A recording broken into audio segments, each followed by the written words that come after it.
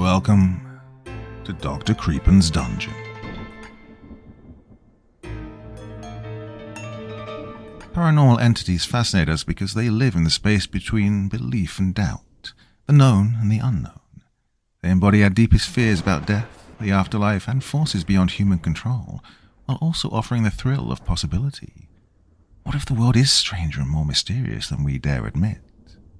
Ghosts, spirits, and otherworldly beings captivate us not just because they frighten, but because they invite us to imagine hidden dimensions of reality, where every shadow, whisper, or cold draft could hint at something watching from the beyond, as we shall see in tonight's collection of stories. Now, as ever, before we begin, a word of caution. Tonight's tales may contain strong language, as well as descriptions of violence and horrific imagery. If that sounds like your kind of thing, then let's begin. Case 1. Ghost in the Keys. Detective A. Wilson, Case File 311714, July 2008. New murder investigation today. Oh, this is the creepiest thing I've seen in a while. While the putrid smell of the victim's apartment couldn't do it, the state of the victim's body made me throw up in my mouth. It was a mangled mess on the floor, unrecognizable pieces swimming in a pool of deep red blood. This was clearly a homicide. The victim's wallet in his bedroom confirmed his ID. It appeared as if the victim had tried to fight back, suggested by the revolver near the body and the 2 bullet holes in the wall. The strangest part was that several weeks ago another victim was discovered, mangled in the same fashion as this poor guy. Well, we might have a serial killer on our hands. There was no will in his name, so the few valuable belongings that weren't considered evidence, some furniture, TV, a watch, and a piano, I think, were gathered and given to the victim's parents. No DNA, other than the victim's, was found on anything. Luckily, we did discover a possible lead. In the blood puddle was what appeared to be the victim's journal. Bloodstains were on most of the pages, making them unreadable. However, it looks like the latest entries remained intact. I'm transcribing the contents here. May 28th, 2008. Summer at last. No more homework, studying, and finals until September. My final that I took today didn't really go well, but at least it's done. However, when one ordeal is eliminated, another presents itself. I'm running out of money, and in order to keep the hellhole of an apartment, I need to find myself a job. Yeah, like I'm going to be able to do that in this ghetto. I don't understand. I thought college helped you find jobs more easily. Well, I hope it's worth it after it's all over. With the economy the way it is, it seems like only scientists, engineers, or other people ruining their college experiences by choosing obscenely hard majors will attain careers. Being an artist doesn't seem to cut it. At least I'm away from my parents. While I'm still rotting, at least I'm not rotting with them. They said I won't become anything, that I'm doomed for failure and might as well just give up. And they said a lot of things. I can quit whenever I want. Oh, he just tripped and fell down the stairs. Well, I need to believe that they were always wrong. I need to believe that my hard work and scholarship that I earned was merely a prelude to my success story. June 4th, 2008. All of this free time is killing me. After applying everywhere for work and getting no reply, I gave up for the summer. Well, the anxiety of possibly losing my apartment is bothersome, but being alone, friendless, and lost to my thoughts is just tortuous. Needing to escape, I got my keys and went for a drive in my truck. After about an hour of aimless driving, I investigated a garage sale from a small house in a nearby neighborhood. I perused the selection of wares. Lamps, bedsheets, a dresser. All seemed in decent condition. Or perhaps the owner was moving. One thing did catch my eye. In the distance was an upright piano. Its brown paint was chipped, but it still retained an aesthetic appeal. I played a couple of notes. I'm slightly out of tune. I remember taking piano lessons when I was a child, but when addiction overcame my parents, the funding was cut. I thought to myself that purchasing this instrument might provide a distraction from my deleterious thinking. I approached who I assumed to be the proprietor, a man that looked like he was in his 50s, overseeing the sale. Something about his facial expression stuck with me. I know the face of depression when I see it, and this man had it. The haunting look in his eyes told a story of a life plunging into chaos, and all hope becoming lost. Well, it was strange. He asked about the price of the piano. Well, he offered me it for $30, and I admitted that it seemed like a low price for a piano, but the man insisted that he'd sell it to me for that price. Eventually I accepted the deal, loaded the piano into my truck, and set it up in my living room with the help of some other residents. I played a few songs that I could remember, but it was evident that my skills had rusted with time. I'll see if I can learn some songs through tutorials on the internet tomorrow. June 5th, 2008. Just when I'd all but given up hope, I received a phone call from the mini-mart today for an interview. It's certainly not my first choice for a job, but beggars can't be choosers. Since I don't have a nice suit, I decided to go with the outfit that I wear when I go to the bars. Unfortunately, that's the best I've got. I'm spending the rest of the day practicing the interview in front of the mirror.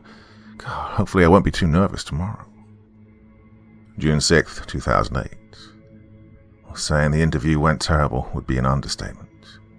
The manager was a total asshole right from the get-go. I spent all night preparing for the interview, and I thought I was completely ready for anything the interviewer could throw at me. How wrong I was. The office that I was instructed to go to was a glorified closet. It made my apartment look good, and that's saying something. I entered his office and looked around. There wasn't a single decoration on the walls, and I noticed slight faults on the ceiling. In front of me was the manager's desk. He sat in a plastic chair that was clearly too small for such a fat man.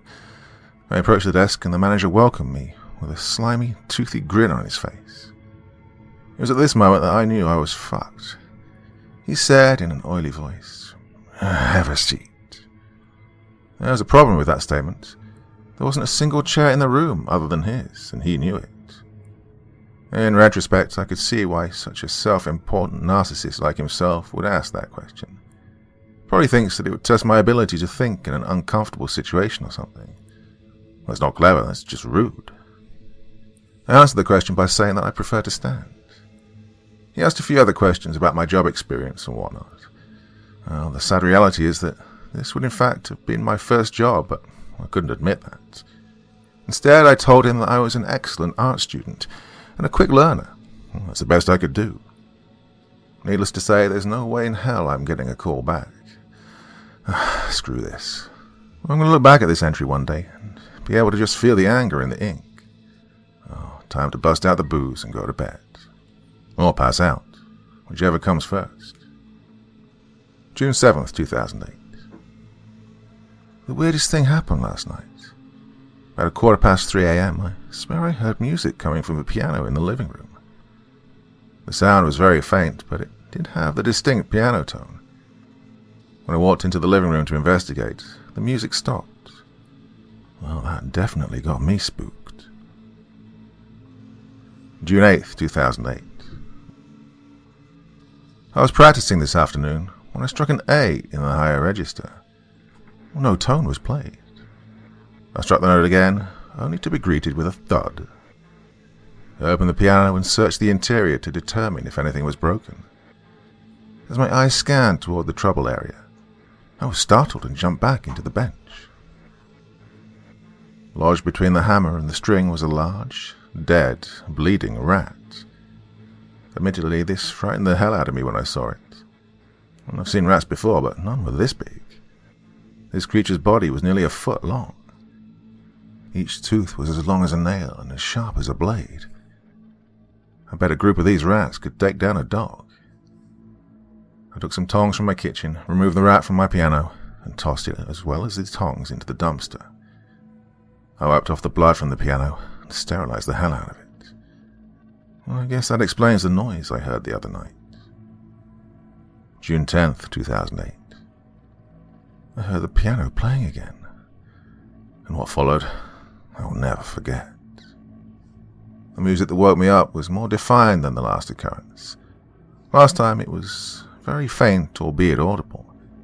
This time, however, not only was the music much more audible, but it was actually music. Well, I didn't recognize the song, but it was a coherent, organized piece of music. I exited my bedroom and walked into the living room to investigate, and the music continued. Astonished and a bit frightened, I turned on the lamp to see what was actually performing. I really had no idea what to expect. My finger shaking, I flicked the light switch. As the room illuminated, I saw that on the piano bench sat a girl. She was facing the piano until the sudden lighting caused her to turn around toward me. I felt like I was going to lose it, but something about her presence was strangely calming. No. She wasn't real. There's no way. Then what did I see? I don't do any drugs. Deep in my heart, I knew what happened wasn't an hallucination. Now, this was no dream. This was real. When she turned around, we locked eyes. I felt that I needed to run away, but I couldn't. Something about her beauty was absolutely mesmerizing. She looked slightly younger than me. She had long, silky smooth black hair that reflected the light just enough to detect a hint of blue. The look on her face when we gazed for the first time was what I could only describe as a combination of fear and sadness. Her sapphire blue eyes radiated a certain element of emptiness that lingered in her soul. She was wearing a short black dress with black high heels.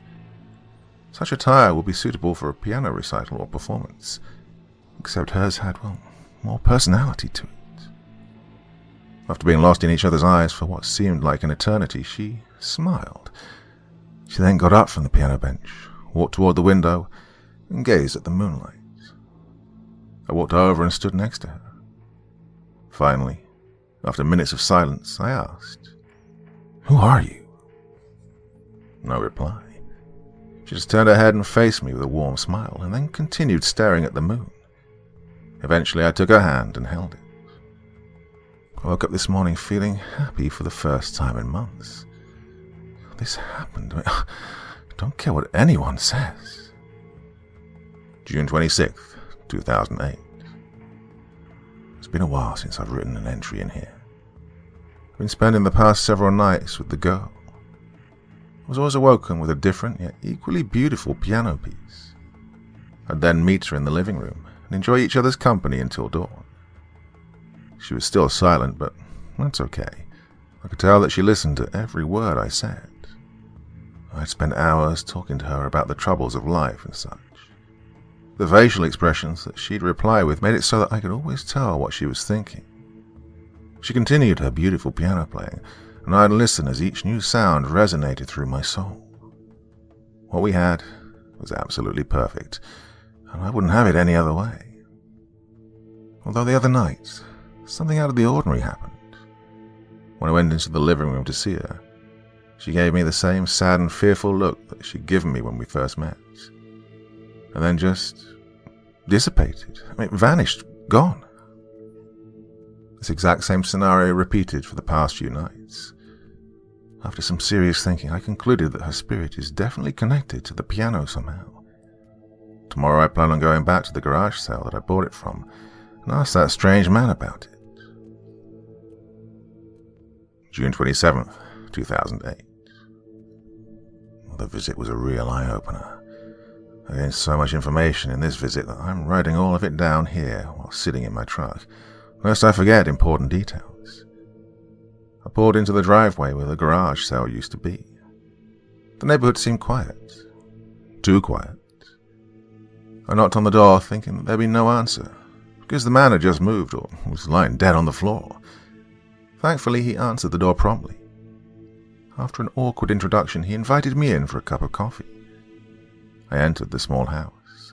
Well, it was reasonably large and seemed rather empty. Looked like it hadn't been cleaned in weeks. You could see the dust particles floating through the haze. I used my smartphone to secretly record the conversation so that I wouldn't miss a single detail. We sat down and sipped coffee. When I inquired about the piano, he said that it belonged to his daughter. It was then that I stealthily hit record. Always good. Might not have had many friends, and people might have called her weird or creepy, but I know Sarah was always good at heart. She just loved that piano of hers. Got it for her as a gift for her 18th birthday. She said that she always wanted to learn how to play piano, so I decided to help her fulfill that dream of hers. I'll always remember that smile she had when I gave her the piano. One day, though, everything changed. I answered the door to see two police officers standing in front of me.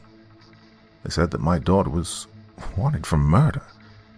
My sweet daughter, wanted for murdering some poor soul. She wasn't home at the time, but the police had a warrant to search the house. In her bedroom, they found a hidden photograph that she took of her victim. A couple of hours later, I received a phone call from the police department informing me that my daughter was killed. While being chased by the police, she fled into a busy street where she was hit by a truck. After I learned the truth about her, I just had to get rid of all her stuff. I was just so sad, confused, and angry. I didn't want any trace of her around here. So I sold all of her belongings in the garage sale. That's when you bought the piano. Her father burst into tears then. He reached into a drawer in the coffee table and pulled out a folder. He handed it to me and explained that it contained photographs and documents pertaining to her case. He added that he intended on burning them, but hasn't done so yet for some reason. I examined the photographs. One picture was a copy of the aforementioned photo that Sarah took of her victim. I have no idea why her father would keep this around. The victim in the photo was just a pile of mutilated body parts. I put the photo down almost instantly. I couldn't look at it anymore. Next, I picked up the forensic photograph of Sarah after she'd been hit by the truck. At this point, I'm certain that Sarah was indeed the girl I've seen from the piano all these nights. I'm terrified that I've actually been haunted by a ghost this entire time. This also made me realize who I've become, slaving away at something with no physical presence night after night. I don't think I've even left the apartment in weeks. Enough's enough. I can't live like this any longer. I'm destroying that damn piano as soon as I get home. The entry continues at a later time, as evidenced by a slight change in handwriting and legibility. This could very well be my last message, so while I lay here, I'll provide as much detail as I can. I pray that someone will find this journal. If you are reading this, burn that piano. Do not let it leave your sight without destroying it, I beg you. It's the only way to silence her forever. I entered my apartment after stopping at the hardware store to buy an axe. When I entered the living room, I heard a high-pitched hum coming from the piano. It was not a sound that a piano made. It sounded similar to the feedback of a malfunctioning microphone. I saw the girl sitting on the bench, facing the piano, away from me, her head pointed downward in an unnatural position. As I approached her, the hum grew unbearably loud. I dropped my axe to put my hands on my ears, which ultimately didn't help. I walked up to her from behind, removed my right hand from my ear and placed it on her shoulder, and shouted, "Stop!" Suddenly the humming stopped, and the silence sent a chill down my spine. She then turned her head around to face me. What I saw will haunt me until I die. I don't even want to write it down here. I fell to the ground. When she turned around to face me, her face wasn't the same as when we'd first met that night. Her flesh was decaying and falling off of her face like a corpse. Her once sapphire blue eyes were just two abyssal holes now. Her jaw dropped an unnatural distance, revealing her rotted mouth. That wasn't what frightened me the most. What frightened me the most was when it spoke for the first time. His voice was a simultaneous low frequency and high frequency, like when someone uses a computer to disguise their voice on television during an anonymous interview. It said to me 4 words that destroyed a part of me. "Do you love me?" And that damn humming returned, louder than ever. I got off the floor as quickly as I could and careened toward my bedroom and locked the door. After I mustered as much courage as I could afford, I obtained the chest from under my bed that contained my father's revolver. It was still loaded. Now, I know that I'm powerless against a ghost, but I'll try and defend myself nonetheless. I'm almost done. My hands are shaking. I can't feel my legs as I lay on the floor against my bed. My vision is starting to blur. Oh, that fucking humming. I can hear it coming now. Even if I survive this, I'm saving one bullet for myself. I can't go on any more after this. God, this is all I can write. God help me. Case 2. I know my house is haunted. I know there are things in my house.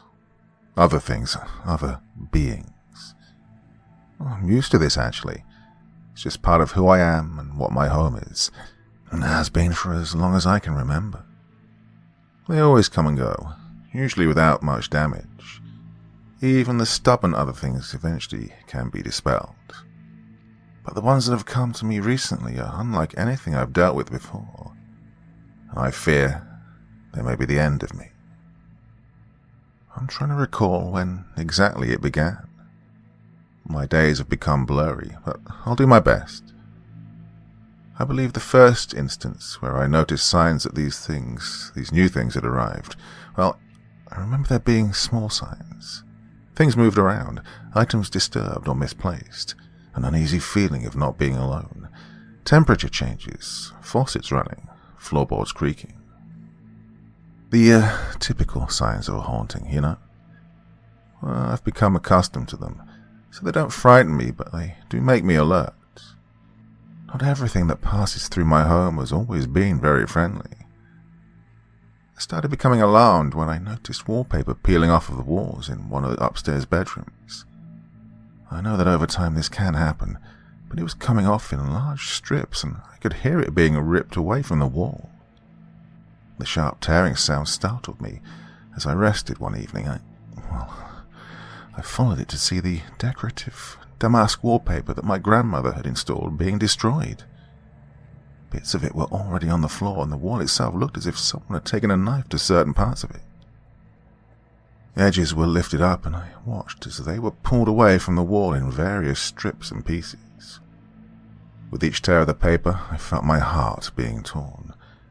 My grandmother had so meticulously picked that wallpaper out and even asked for my opinion. In the end, she'd chosen one of the ones that I told her I liked. It was as if this unseen force was just ripping at my memories without consideration. I yelled. I screamed. I pleaded for whatever it was to stop, to leave it alone. It paused for a few moments, and I felt the air near me shift. I didn't move, not out of fear, but out of shock. I still stared at the ripped wallpaper. The things that came into my home had never destroyed something like this. After a few minutes, it began again. I tried desperately to make it stop. I pushed the strips against the wall. I cried. I begged. Nothing worked. I worked myself into such a frenzy until my energy was spent and I collapsed onto the carpeted floor. Eventually, I fell asleep or passed out from exhaustion. When I awoke, an entire wall's worth of wallpaper was in tatters on the floor. The bare wall that had been previously hidden made my heart hurt, and I forced myself to leave the room, dejected and downtrodden. The wallpaper tearing continued in spurts over the next few days, along with the other normal haunting signs I'd mentioned before. I took to entering the room a few times a day and asking for whatever it was there to just stop. I asked what it wanted, how I could appease it. I was always to no avail. I never received any type of message or sign, and it didn't stop until all of the walls were bare, and it only escalated from there. I was lying on my bed one day when I felt everything shake. I sat up, immediately wondering if it was an earthquake. I was about to climb out of bed when I noticed the edge of my blanket moving. And the foot of my bed, my comfortable duvet, was being moved away from the corners and bunched up haphazardly toward the center. The shaking had stopped for a moment while this happened, and I knew immediately that it wasn't an earthquake as I'd first suspected. "Stop!" I yelled. Well, it seemed to do the trick. The blanket stopped moving. The bed, however, began to shake again. I pulled my knees up to my chest and backed up against the headboard, pressing myself against it. A loud scraping sound emanated from the end of the bed, and it moved a few inches against the wooden floor. I gasped and yelled again for it to stop. "Please, stop. This is my bedroom. What do you want?" I screamed at the seemingly empty room. The bed moved another inch or two before it ceased. I didn't move, I didn't breathe, I didn't blink. My duvet was then ripped away from me violently. I grabbed for it as it was thrown to the ground. Fabric slipped against my palm, but my fingers found purchase on the edge of the blanket. I tugged it back toward me, getting a better grip on it with both hands. The blanket felt slack for a split second. Then the other thing that had a hold of it yanked hard, pulling my body along with it. I did my best to stay on the bed, but my shoulders and head were left hanging off the side of the bed. I clenched my fists around the blanket, refusing to release it. There was one more yank, more gentle than the one before, and I fought back with every ounce of strength I had. I took a moment to gather my thoughts before I righted myself back onto the bed. Before I could sit up, though, I felt a strange sensation on my right shoulder. It was a slight tingle at first, but in a matter of seconds, it felt like my entire shoulder was being grabbed by the devil himself. The pain was sharp and fiery. It burned into my body from one point and spread like shattering glass throughout my entire arm and down my back. I howled in pain and barely felt the bed being shoved over more from where I was. Whatever was in my house, it was strong and didn't care about me. I don't know how long it lasted, the pain and the bed moving. It felt like hours, but I know it couldn't have been that long. At some point, the pain began to fade slowly. I only laid there in agony as it dissipated. When it had subsided enough and I found some strength, I pushed myself up and saw that my bed was now against a wall, and my bedside tables, which had flanked each side of the headboard before, were now removed and no longer in the room. My blanket was mostly on the floor, and I saw some scratches on the hardwood floor from the bed being moved. I weakly pulled my blanket back onto the bed and curled up into a tight ball with it wrapped and bunched up all around me. Tears stung my eyes, but none came. Well, I wasn't broken yet, but I was feeling myself beginning to crack. I'd never dealt with anything this intense. I know it might not seem like a big deal to you, or most, but in the moment, as these things happened to me, it was absolutely terrifying. I had experience with hauntings. I knew what to expect. It isn't like in the movies or books. It's usually more benign. Most people hardly even notice the presence of spirits because they're so innocuous. And places like my home that become sort of a way station are usually mostly left alone. They come, stay for a while, and then move on. Don't know why it happens this way. Can't even begin to try and figure it out, so I stopped trying a long time ago. All I know is they typically don't stick around. Some have been more persistent, yes, but simple tricks get rid of them. When small things are moved, I put them back. When they fog up the mirrors, I write messages asking them to leave. Even trying to talk with them directly can work. I even have certain protection symbols and items around the house to try and keep the beings moving along. If one's being stubborn, I can move one of my totems into a central place in the house, and once they encounter it, it aids them in moving on. Or if they came across one of the symbols expertly crafted and positioned in important corners of my home, they realize that this place is protected, and they let go. This new thing, though, had started with destroying my house and attacking me. This had never happened before. It had actually touched me, and the pain I felt terrified me to my core. Maybe I'm superstitious, but I began to wonder if this was some sort of demon. Things kept happening. My days melted together in a mess of pain, terror, and destruction. A wall in the foyer was turned to rubble. The stairs were torn apart, and blanks of wood littered the floor. kitchen was completely annihilated, as if a bomb had gone off amidst its barriers. Along with the damage to the property, I began smelling something. It happened at least half a dozen times, and always started the same, with a slight burning smell. Then a shifting cloud would form. As the cloud formed and moved itself through the house, stretching and contracting and stretching again, the air would increasingly begin to feel heavy and oppressive.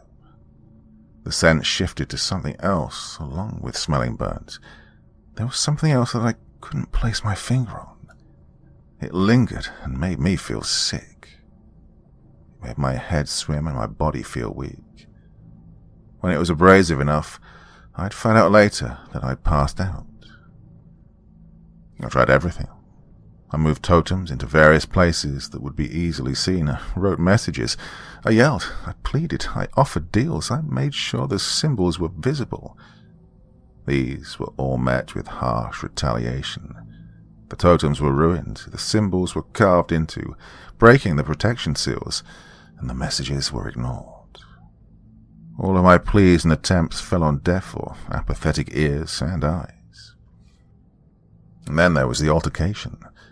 An actual interaction that confirmed there was more than one being haunting my house.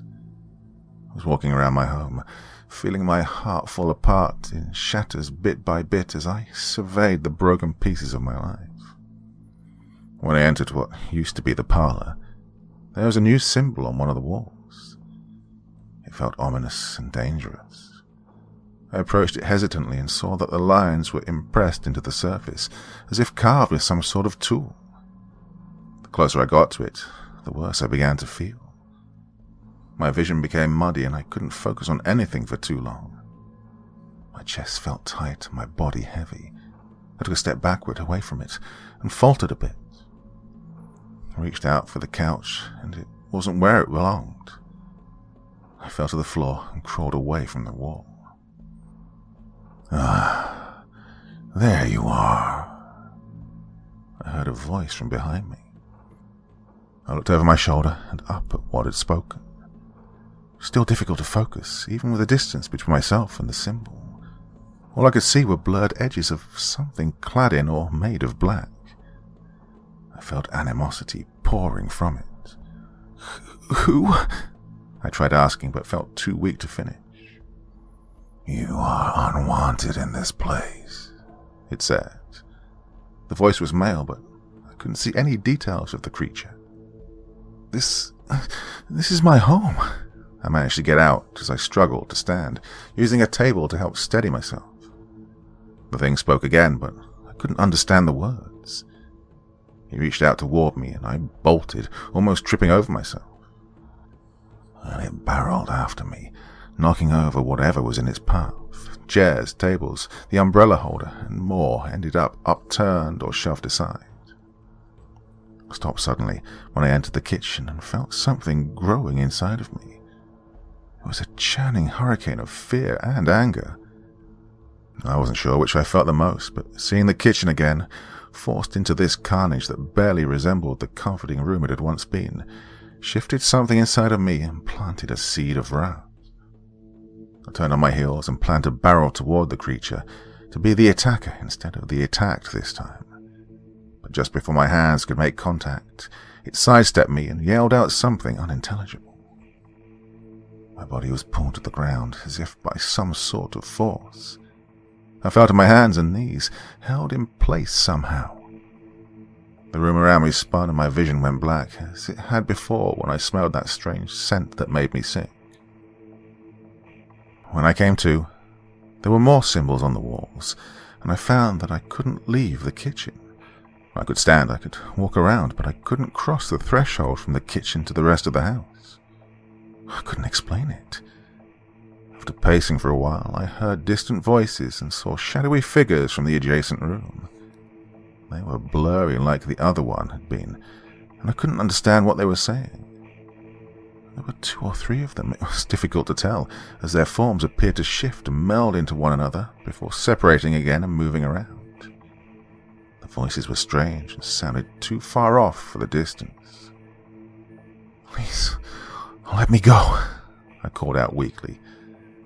There was no sign of them hearing me or noticing me at all. The other things moved away from my sight, and I was left completely alone. I spent days there, trapped in the kitchen, tortured by the sounds of my house being torn apart. Occasionally one of the beings would appear in the doorway and say something in its demonic language.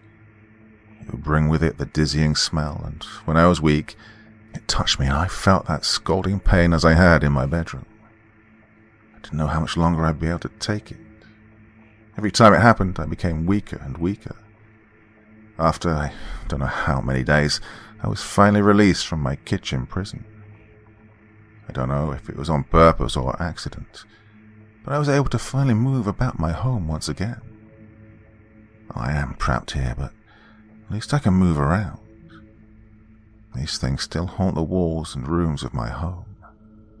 They seem to still be intent on tearing the house apart. I don't know how to get rid of them. I fear they might be the end of me. Look, if anyone else has experience with this sort of thing, please help me. I'm at a loss for what else to do, and I worry that I'm running out of time. But, well, on the plus side, I did finally figure out how to possess a living human.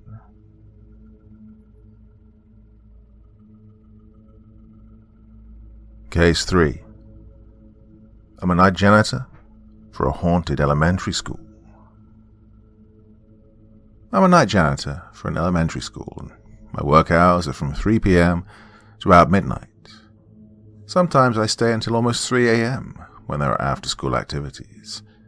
Yeah, I have to help set them up and then clean when they're over, leaving me to clock out at almost dawn sometimes. My designated section was 24 rooms that I have to clean, alone. Lately it's beginning dark rather early. When the clock strikes 6, the sun begins to descend into the horizon of swaying trees and half-lit homes, eventually disappearing.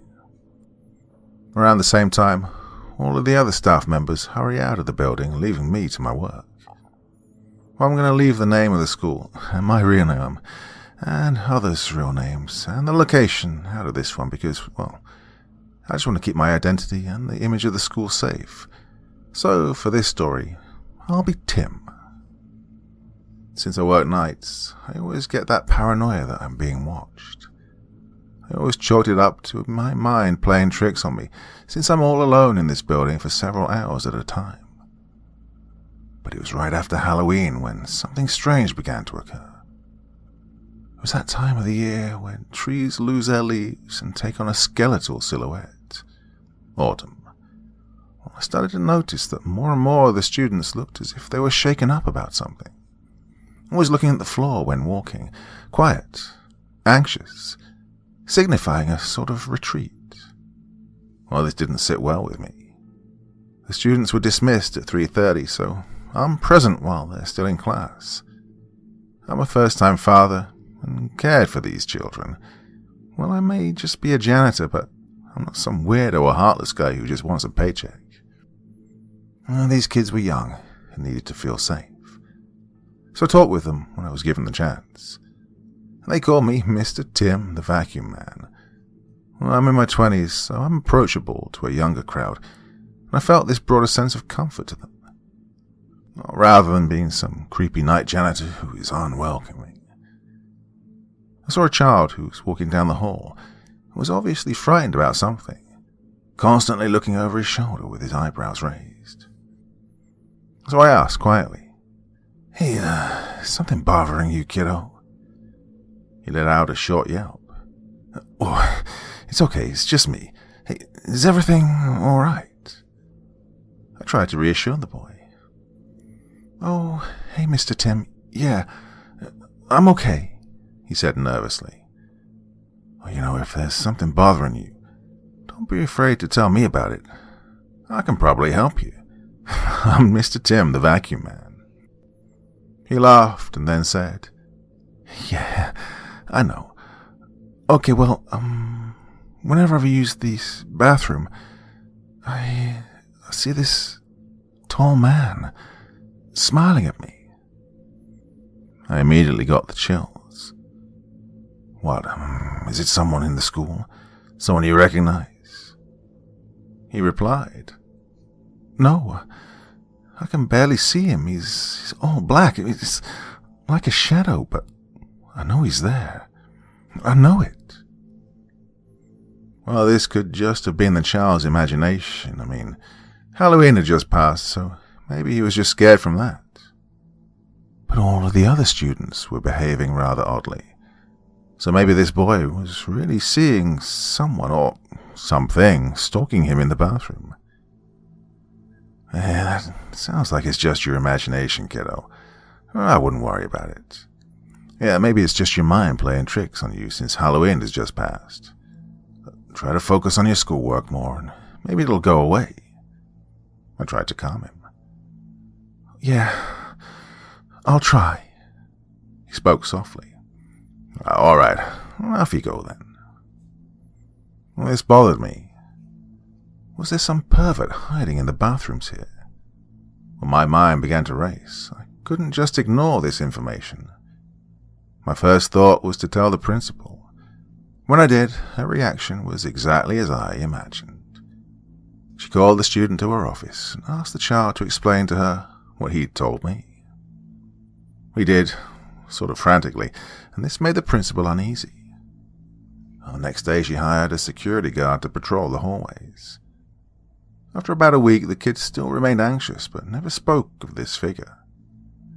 No one really pried on the matter anyway. We just expected this to be some sort of scare tactic to make this person flee, if there was anyone there to begin with. It seemed like it worked, so the security guard was dismissed and the staff resumed their cheerful outlook on their jobs, instead of being worried about a creep that may have been lurking in the shadows, ready to pounce on a helpless child. Well, I'm just glad this wasn't the case. But I remember one particular shift. My calendar read that there was going to be a Cub Scouts meeting in the media center at 6:15 and basketball practice at 6:30. So that meant I'd most likely be here before the break of dawn. At around 6, I unlocked one of the front doors for the Cub Scouts counselor and the coach for the basketball team. Moments passed and the Cub Scouts counselor walked through the doors. I greeted him, helped him set up, and went back to my normal duties. I didn't have to help the coach since the gym had everything he needed for sports. I just had to lock the doors once they were done and refinish the gym floor for all those shoe marks and any trash on the ground. As far as the Cub Scouts meeting, well, it was the same concept. Just had to vacuum around the used area and disinfect any surfaces used along with throwing any trash left behind away. During my normal shift duties, I couldn't help but feel as if I was being watched. I kept telling myself that it could have been a student or parent watching me from a distance, but I was in a more secluded area of the building, away from the after-school activities. This was different. It felt like someone was nearby. You know how you can hear someone coming from around a corner without hearing their footsteps, or physically seeing them? Yeah, it was just like that, only all around me. Once the after-school activities came to an end, at around 8, I made sure every person was out of the building and locked the doors. The front doors had windows on them, and it was pitch black outside. Once I finished engaging the last lock, I couldn't help but notice a tall and dark-clothed man behind me in the reflection. Well, I quickly turned around, only to see that no one was there. What the hell? I thought to myself. I sighed and continued on with my duties. I started with the gym floor and began buffing the floors. This was the job that took the most time, so I wanted to get this done first. As I finished, I turned the machine off, and in the distance I could hear muffled screams. It was coming from the building. Okay, something isn't right here, I exclaimed. I got all of the equipment into the receiving room and left the floor to dry, but I could still hear the faint sounds of screaming. It was coming from my section, and I still had rooms to do. Well, I decided to put on some headphones and listen to music so I could ignore these strange occurrences. I decided to put on classical music, as it helped calm my nerves. I started with Moonlight Sonata, a piece from Beethoven, and then just let my playlist shuffle. When I clean the rooms, I normally just focus on what's in front of me. But tonight, I couldn't help but look around me, as if I were to see the man in a corner somewhere. I tried my best just to ignore it, but when I got to a part of a room located by a window, I felt compelled to look outside. All I could see was total darkness, pitch black. Not a streetlight, no dim and distant lights from a home, just darkness. And then the power went out. I was absolutely terrified. What I saw outside will haunt me for the rest of my life. It was the most sinister, elongated face I've ever seen in my entire life. His eyes sunken in but wide and focused, wrinkled skin with a white complexion, and the most menacing smile I could ever imagine, complete with what seemed to be over 100 teeth that looked like needles. I wasted no time and ran out of that building without even clocking out or looking back. I ran outside to my vehicle without looking over my shoulder to see if that thing was following me, and when I started my car, I drove out of the parking lot. To the left of me in the playground, I could see him watching me, and he was waving. The next day, my supervisor was furious, as I just left without clocking out or calling security to lock the doors. I explained what happened, and he fired me. One day, on my own accord, I went to that school and wanted to warn the principal about what had happened to me. I met with her and I told her to hire an exorcist or get someone to cleanse that school. Well, because there's something evil in there. She replied, "Tim, I don't understand. What happened?" I told her everything. How this tall man scared the living daylights out of me. How I heard screams, everything. Her mood changed. She seemed uneasy. She let out a long breath and began to say, "There's something I want to show you." She went to a filing cabinet and opened it. Sifting through files, she finally pulled out a book. It was a yearbook from 1986. "What's that for?" I asked. She then flipped through some pages and finally stopped on a page that had pictures with descriptions under them. She pointed one out and said, "Here, take a look." What I saw was a tall man mopping a floor with a smile I will never forget. It was the man I saw that night. It had to be. "Oh my God," I said while shivering. "He was the janitor here from 84 to 86. I was told he'd go into the bathroom and spy on the kids, smiling at them." My heart sank and I let out a whimpering cough, trying to clear my throat, which was now gasping for air. "What happened to him?" I asked. She closed the book, looked at me and said, "Aside from the spying, he got fired for constantly scaring the children even after Halloween was over. He'd make them scream in terror." God, those were the screams I'd heard. After he got fired, he'd stalk the students. They'd go missing. At first, no one thought anything of it, but a detective brought him in for questioning. He was then arrested, admitted that he kidnapped, raped, and killed 15 students. The detective claimed that he was smiling when he confessed. He was given the death penalty by lethal injection, and it said that he smiled even as he died. Case 4. My friend's dead dad haunts me. So, I have a situation, well, more of an unusual paranormal phenomena than a situation, which has me puzzled. I'm trying to find out why it's happening to me and what I can do. So please, If it seems like I veer off course, let me know and I'll get back on track. I'll start it from the first encounter that happened that day. Then I'll go on every day I actually had encounters, instead of day by day. I'll start with a dream that I've constantly had since I could remember. I'm driving in the middle of the night. I'm in a hurry to get somewhere. I don't know why. All I know is I have to get there. And then, boom, the car in the opposite lane has swerved into my lane, accidentally clipping me into losing control of my vehicle and crashing into a tree. Me not having my seatbelt on means I go flying out of the car and barely missing the tree, but landing on the hard surface of the asphalt. Legs are broken, ribs broken, and impaled into my lungs as I lay there. I'm still alive, but not for long. I see a figure approach me, and I muster whatever energy I can to call for help, and everything goes dark.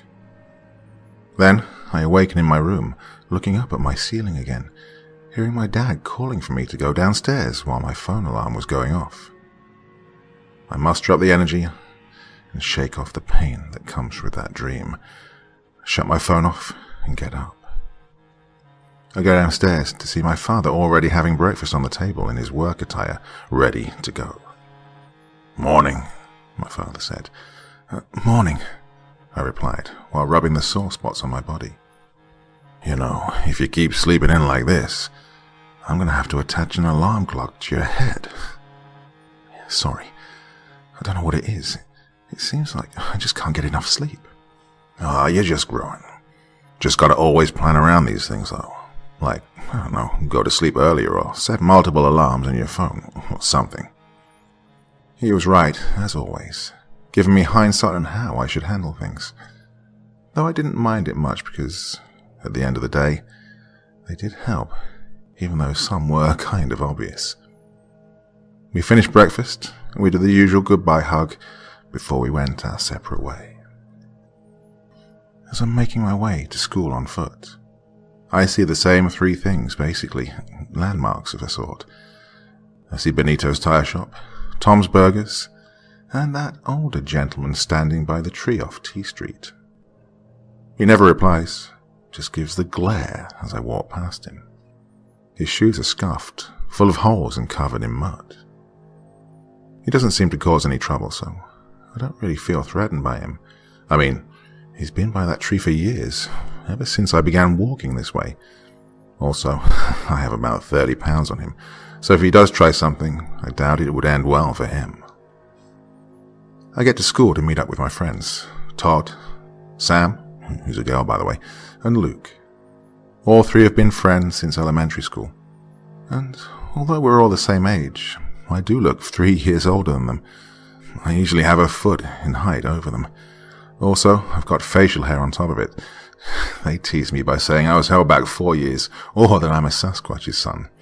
Both are possible, especially the fact that I don't look a lot like my dad.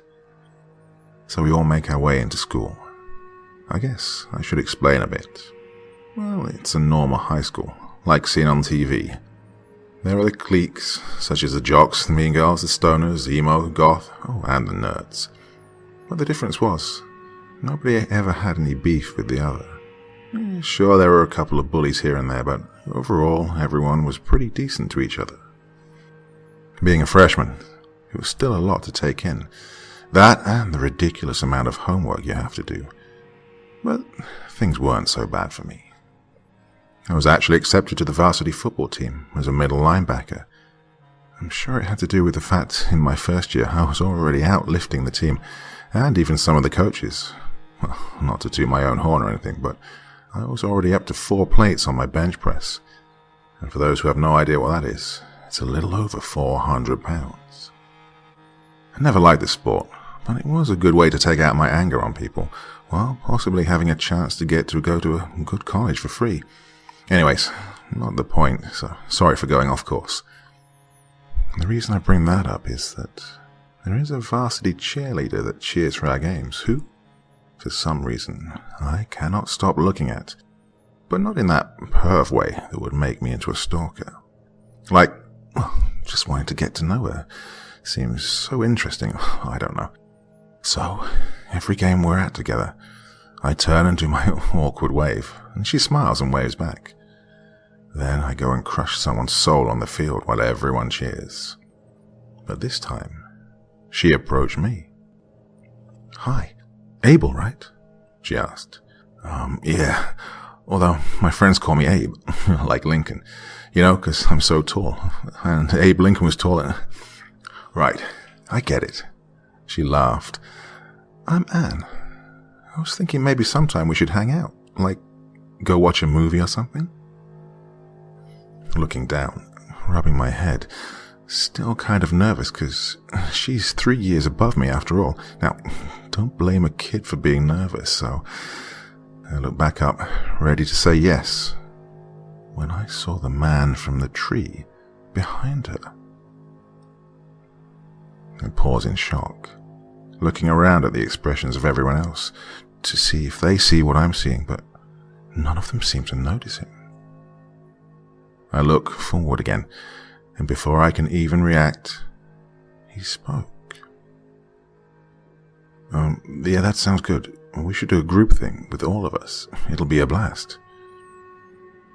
I repeated what he said to her word for word. She loved that idea, and so did my friends. Well, because we're freshmen, and they all agreed and started making plans and talking to each other. The chatter started to become more silent to me because I couldn't get over the fact that I'm seeing this person who I'm convinced is a ghost man. He used me like a puppet. But as soon as I said those words, he was gone, and I was staring at Anne's smiling face, and it kind of washed the fear I had away from me. Later that week, we all went to the movies, and just like that, we were always together. Never as a couple, though. I thought about the idea once, and the thought made me want to vomit. We had a sleepover once as well, with all my friends and hers. Luckily, one of her friends, Kate, I think, her parents were out of town for the weekend, so we had a little more fun with drinks, which almost got one of my friends laid, until he puked on her, of course. Classic Luke. But it led to me being alone with Anne, while the others tended to Luke and his fountain of vomit that wouldn't seem to end. We sat outside to avoid the smell. I think the alcohol was starting to remove the illness I felt when I thought of Anne as more than a friend. She looked up into the stars above us, with a smile that was so cute. "Your dad's okay with you staying over here?" "I wouldn't know. He died before I was born. My mom wouldn't be happy. She knew you were here also. You know, thinking every teenager is wanting to have sex and so on. God, it killed me to ask her to help me get birth control. The look on her face, though, as if I asked her to help me bury a body." She started to laugh, as did I. "Sorry to hear about your dad. It must be tough," I told her. "It's okay. I didn't really know the guy. All I have is pictures to go off of. But I heard he was a good man and was happy to hear that my mom was pregnant with me," she replied, smiling and looking up to the stars. "Oh, anybody would be lucky to have you in their life. You must have known how you were going to turn out. I mean, Miss UCLA University we're talking about," I answered. She smiled, but didn't say any more. And I had this urge, and I couldn't help myself. I hugged her from the side and leaned in for a kiss on her cheek. Shocked, she turns to me with a look of confusion. "I'm sorry, I couldn't help it. You just look so adorable with it." I stopped in my track, as that same man appeared again, but this time he wasn't talking. He pounced on me, holding my throat in a rage. I couldn't shake him off. It was like I had an elephant on my chest. All Anne did was go to my side, looking at me while I struggled with this man. God, how could she not see him? I thought to myself, as I continued to struggle for my life against this psycho. He finally spoke again. Not her. Anyone but her. I nodded in response, and just like that he vanished without a trace. I gasped for air as Anne helped me up, seeing there was something wrong with me.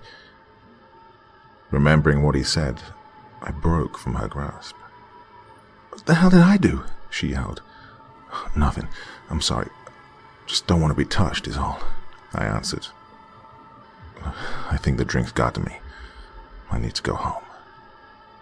I got up, and before she could say anything, I walked off. I don't know what to do. I approach the man whenever he's by the tree, but he doesn't respond. He just stares. Anne's now freaking out by the fact that I'm freaking out, and we're starting to grow more separate. Which, in my heart's something I don't want. I want to be there for her. Please, someone, give me an idea of what's going on.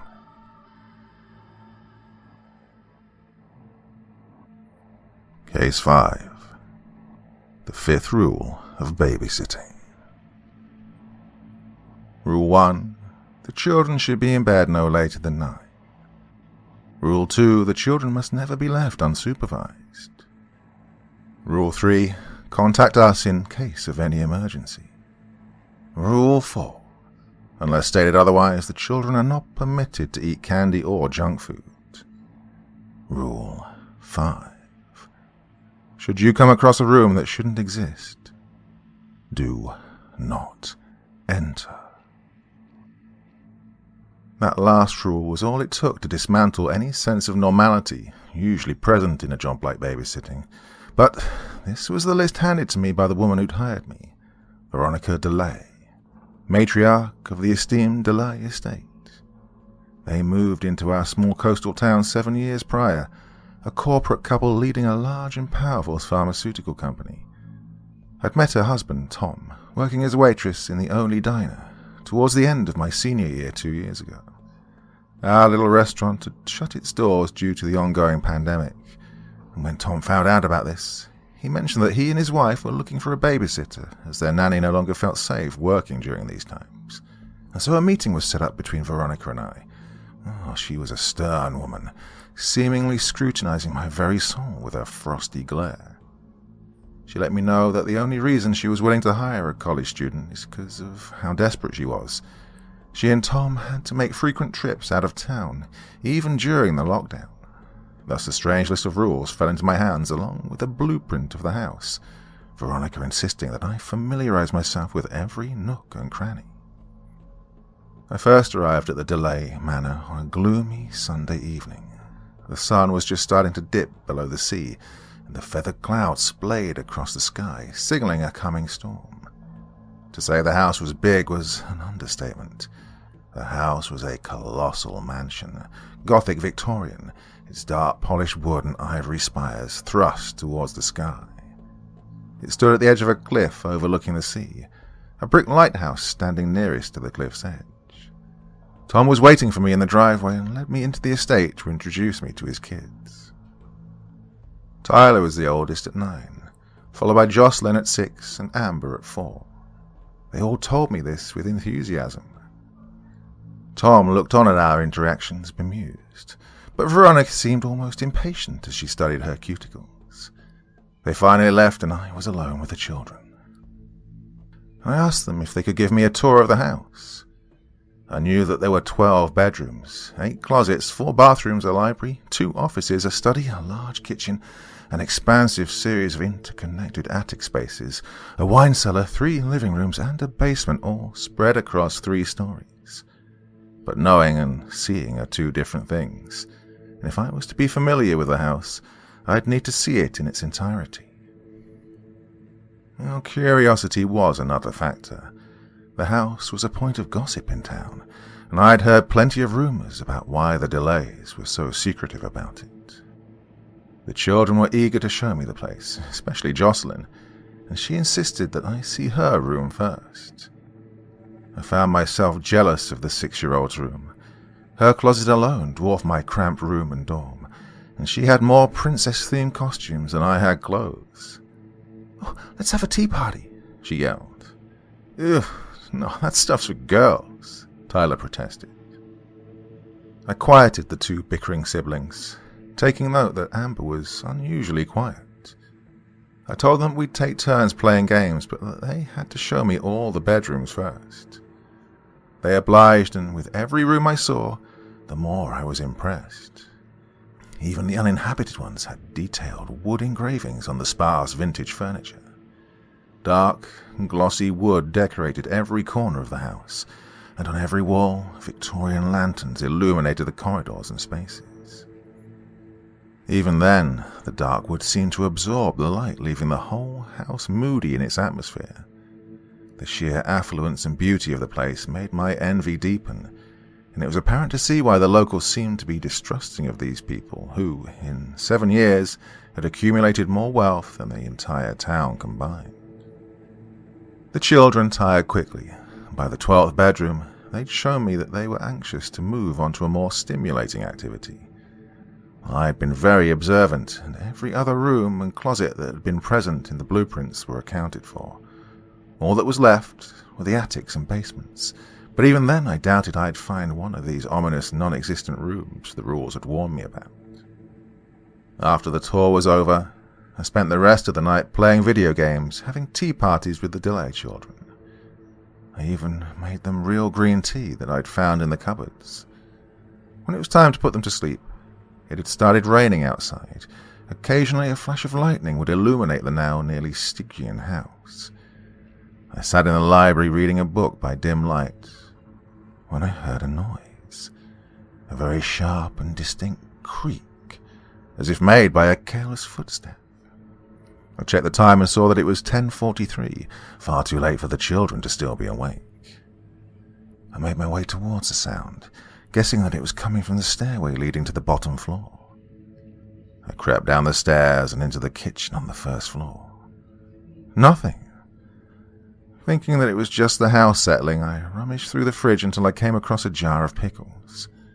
I was indulging in the higher quality product when it happened again. The creaking, but much harsher this time. I swear I caught the sound of wood splintering and tearing at the end of it. I bolted up the stairs towards the children's room, heart pounding. I nearly flung the doors open to each of their rooms, but every time I found them soundly asleep. What the fuck is going on here? I said to no one in particular. I spent the next few minutes going methodically to each floor, checking each bedroom, but I found each one empty. There was no indication of anything having even disturbed the house. I counted each bedroom, and nothing had changed. 12 bedrooms, no more or less. I wasn't stupid enough to dare to take a peek in the basement or attics. I'd wait until the Delays got home before I even thought about considering it. Exhausted, I checked the time. 11:16. Mr. and Mrs. Delay would be home in a few minutes. I tried to settle down in one of the luxurious black velvet Victorian chairs, when a tremor shook the very foundations of the house itself. The chandeliers overhead clicked and clacked together.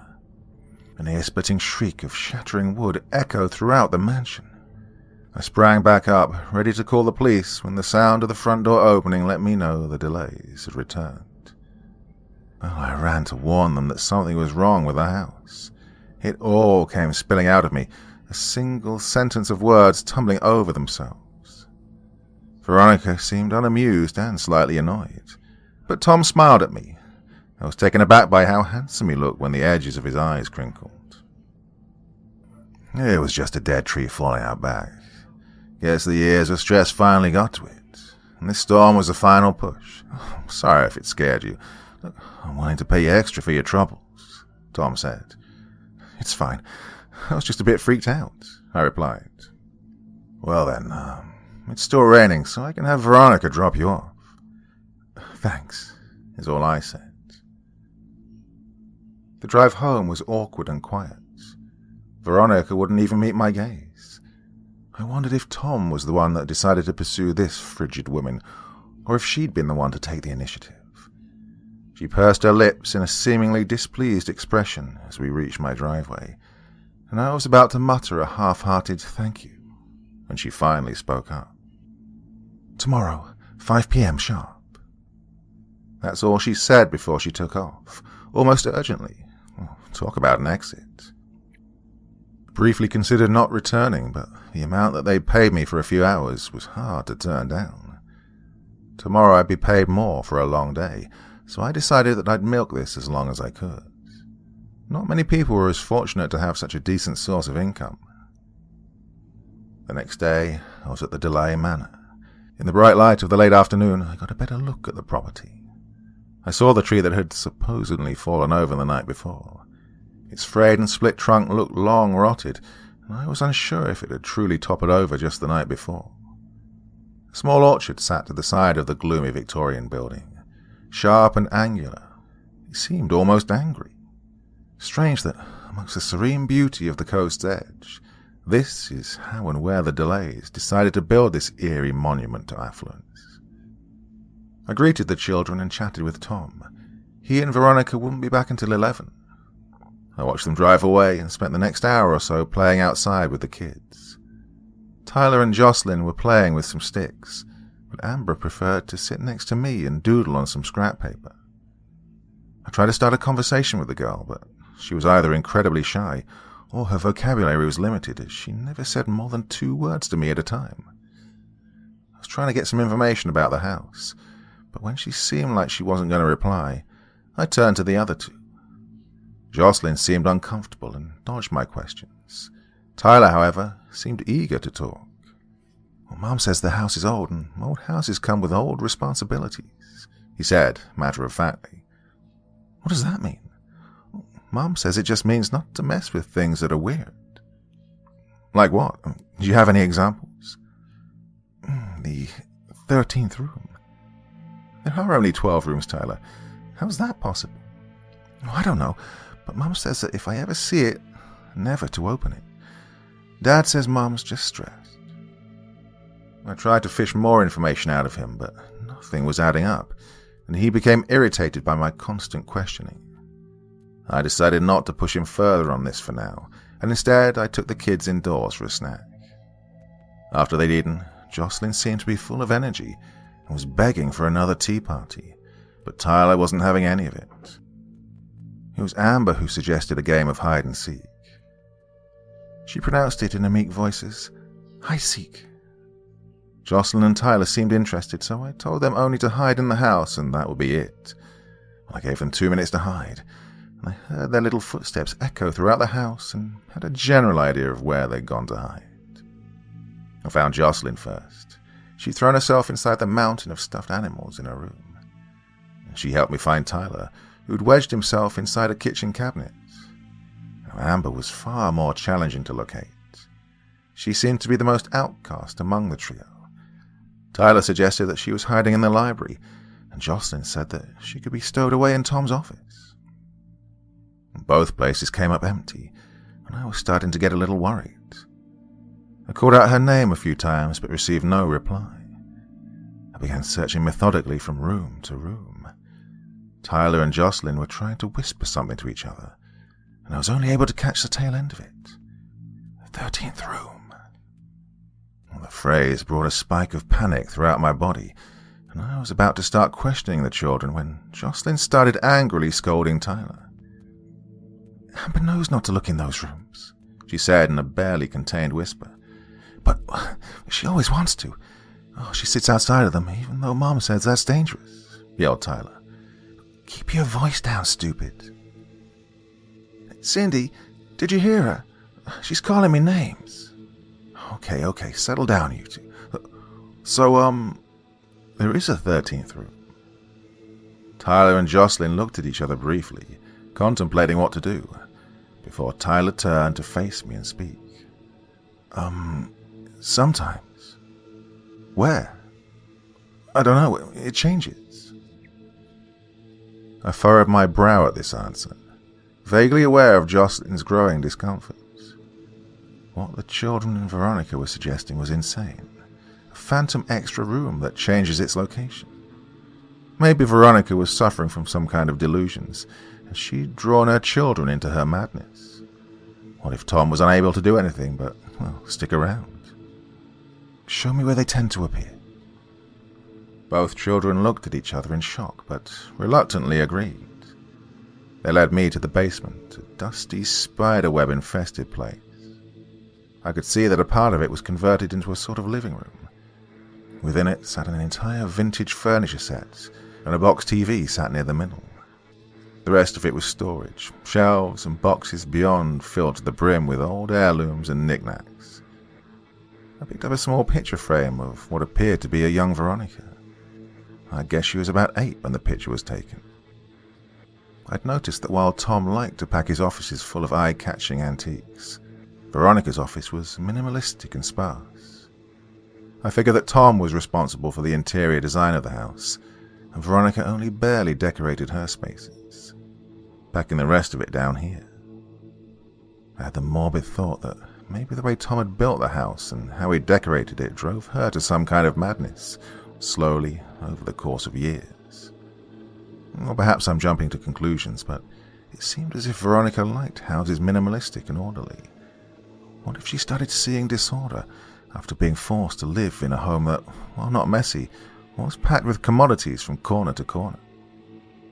The phantom 13th room, a delusion of her tired mind. One last thing to haunt her. Well, I guess if someone like Marie Kondo was forced to live like this, she too might go batshit. "She's not here," Jocelyn said.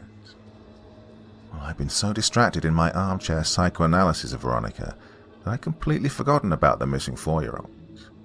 I took a cursory glance around and called out her name, but was met with no reply. I asked the children where the next likely place was for this 13th room. They took me to the 3rd floor and down a small winding corridor that had a little pull-down ladder leading to an attic. I yanked the ladder down and made my way up it, telling the children to stay put. As I entered the room, I pulled out my phone's flashlight and shone it around. My heart stopped as it landed on a hunched figure. I thought that maybe someone had thrown a sheet over some furniture, but the more I looked at it, the more it seemed to be moving. It had the subtle motions of breathing. I called out Amber's name, and the figure jerked ever so slightly. From the position and angle, I guessed it was Amber, and I reached out ready to pull off the sheet when Tyler and Jocelyn called out from below. "We found her!" My heart thundered in quick, painful palpitations, my hands still locked in mid-reach, fingertips inches away from the cloth-draped figure. My mind was in overdrive, trying to figure out what to do. Dare I pull back the sheet and see what lies beneath, or do I turn back round, leave and pretend nothing happened, and live out the rest of my life telling myself it was just my nerves? The thing jerked again, and this time my fingers brushed against the fabric. In a panic, I grabbed hold of the sheet, and with as much force as I could muster, I yanked it back. A cloud of dust was launched into the air and obscured my phone's light for a few moments, moments that stretched out in agonizing anxiety. As the dust settled, I could finally see the form that lay beneath the sheet. A raccoon, a fat one that sat atop an old side table. It was eating a rat, its teeth tearing into it. It stopped its feast as soon as I'd interrupted it, and we both leaped back. I stumbled and fell painfully on my ass, and nearly out of the attic. The giant thing dashed towards the back of the attic where a ventilation window had its blinds half open. The raccoon stuffed itself through them and scurried off onto the roof. I said in a half whisper as I got back up and ran to the window to close its blinds. I made my way back down the attic, deciding to pick up the dead half-eaten rat later. "What happened?" asked Jocelyn. "I won," Amber said timidly. "There was a raccoon up there. It was huge." "Oh, that's Mr. Stripes," piped up Tyler. "You named it." "Well, I did. Well, Mom says she likes him because animals know not to go near the bad things." "Bad things? Like what?" "I won," Amber spoke up a little louder. "Oh, the 13th room, right? Tell me about it. Oh, your mother already mentioned it to me before." Jocelyn and Tyler looked at each other again, while Amber continued to state that she had won. Well, they've always been in here, ever since Dad had the house built. Rooms just appear and disappear. We've never been inside one, and we're just supposed to ignore them, they said. Is there one now? A 13th room. That's where you found Amber, right? Yeah. Show it to me, please. I won't tell your mum. Fine, but you have to promise that you won't go inside. I won, Amber said a 4th time. It led me to one of the closets on the 3rd floor, and upon opening it, I saw that it was a spacious chamber with racks and cubbies for clothing. Strangest of all was the door at the other end. It was almost comically out of place, a faded mossy green, paint-chipped and peeling. A rusted 43 sat at its center, and its doorknob seemed so ancient that I was sure it would crumble in my hands if I tried turning it. Tyler told me that they'd found Amber kneeling in front of it, and only after they'd informed her that she'd won our game was she willing to leave. I wanted to reach out to it and touch the door, but even at a distance I could feel a dangerous aura radiating from it. I didn't know why, but a pervasive feeling of violation invaded my very being and settled into the pit of my stomach. I turned away from it and told the kids to get going. Whatever was beyond the door, I wasn't interested in exposing the children to its malevolence. Since Amber had won, I let her pick out our next activity, and she told me she just wanted me to draw with her. Tyler, of course, said it would be boring, and Jocelyn wanted to have a fashion show, but after some convincing, I got her to join us. Tyler sat in the same room with us playing video games, and the rest of the day was spent casually. A few sibling arguments here and there, but the delayed children were surprisingly well behaved. I wondered who was the parent most responsible for their discipline, and settled that it must have been Veronica. By 9 o'clock I was eager to put the children to bed. I then waited another 30 minutes to make sure that they were asleep, before I took action. Throughout the entire day, ever since I'd seen it, that door was on my mind, balanced on a razor-thin wire. I walked with a combination of excitement and dread towards that closet, the one that held the hidden 13th room. A new theory had formed in my head. Secret rooms, that must be it. When the house was built, there must have been the addition of multiple secret rooms not listed on the blueprints, and Veronica must have fabricated this elaborate lie to keep her children and me away from them. Phantom rooms, what a ridiculous concept. Well, whatever she was hiding, whatever the reason for all this insanity, if it endangered the children or, most importantly, Tom, I'd find it. When I reached the closet door, I flung it open, all too eager, and, in one quick motion, flicked on the lights. The door was gone. No, I pleaded. I rushed to the end of the closet and threw myself at the wall. I felt that there was nothing there, that there was never anything there. I let out a string of expletives and seriously questioned if I was starting to lose it. But the children, they'd seen it too. But what if they were also in on Veronica's tricks? Yes, that had to be it. They were all in on it, conspiring against Tom and me. I stumbled out of the closet and fell in a heap on the floor. I lay there for several minutes, wondering what I should do next, how I should confront Veronica. My thoughts were interrupted by a familiar creak. I sat up, straining to locate the source of the noise. Another snap, and I was starting to home in on its location. Another sound, this time sharp splintering, like the sound I'd heard last night. I lunged down the 2 flights of stairs in record time towards the marble kitchen, and there it stood like a monolith, mocking me. It shouldn't have been there, couldn't have been there. The burgundy and gold door that was now embedded into a wall next to the pantry was an impossibility. My mind was starting to split apart into little fragments. I had been inside this kitchen at least half a dozen times today, and the door was never there. So why now? Veronica, It had to be her. Somehow she was behind this. I just knew it. I wanted to leave. I should have left. But I needed to know if this door was real, if it led somewhere. I reached out and placed my hand on the doorknob, and a sharp chill shot through me the second I came into contact with it. As I turned the doorknob, the chill turned into deep anxiety. Something vile awaited just beyond this threshold. But I had to know. For me, for Tom. I flung the door open and saw what was behind it. Another impossibility.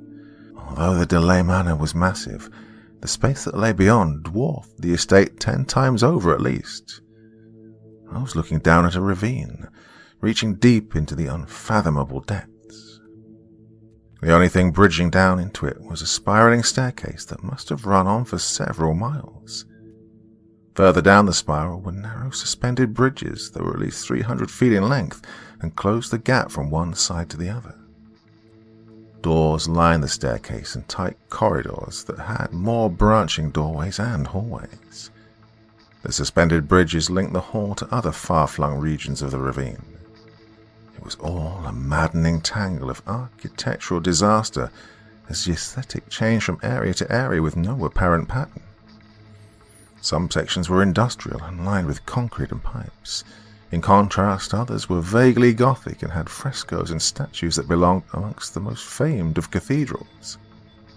Lights dangled in an assortment of uncountable varieties: lanterns, candles, light bulbs, and suspended orbs of energy. Well, for the area to have this many light sources, and for it still to have darkened crevices where light could not reach, was a testament to its size. In depth alone, it was deeper than any man-made structure could ever hope to be, and to explore one of the branching labyrinthian corridors would surely be an exhaustive endeavor. "Christ," I whispered. There was a sort of whimsy that had been awakened by the sight of something that was still unexplored. As I was about to take a step inside, fear blossomed from inside me. The air around me changed, became thick and suffocating, and I looked down deeper into the recess to see what could be behind it.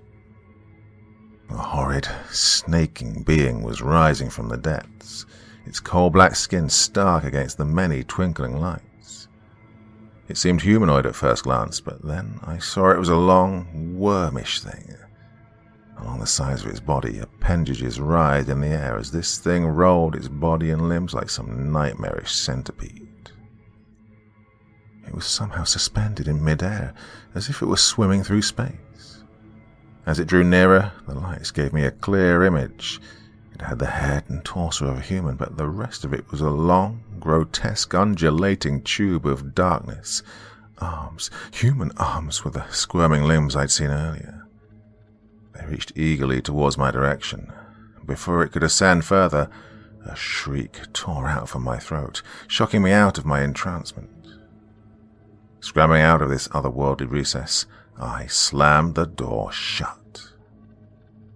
I stood in terror, gazing at the door, daring it to open and let out the humanoid centipede demon that it contained.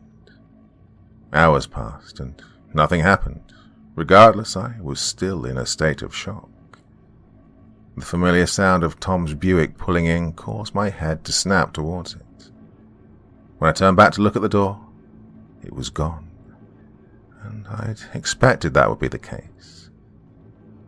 I was curt in my greetings and departure from the Delay Manor that night. Tom seemed disappointed by my urgency to leave, and if Veronica suspected that I'd broken her most sternly expressed rule, she didn't show it.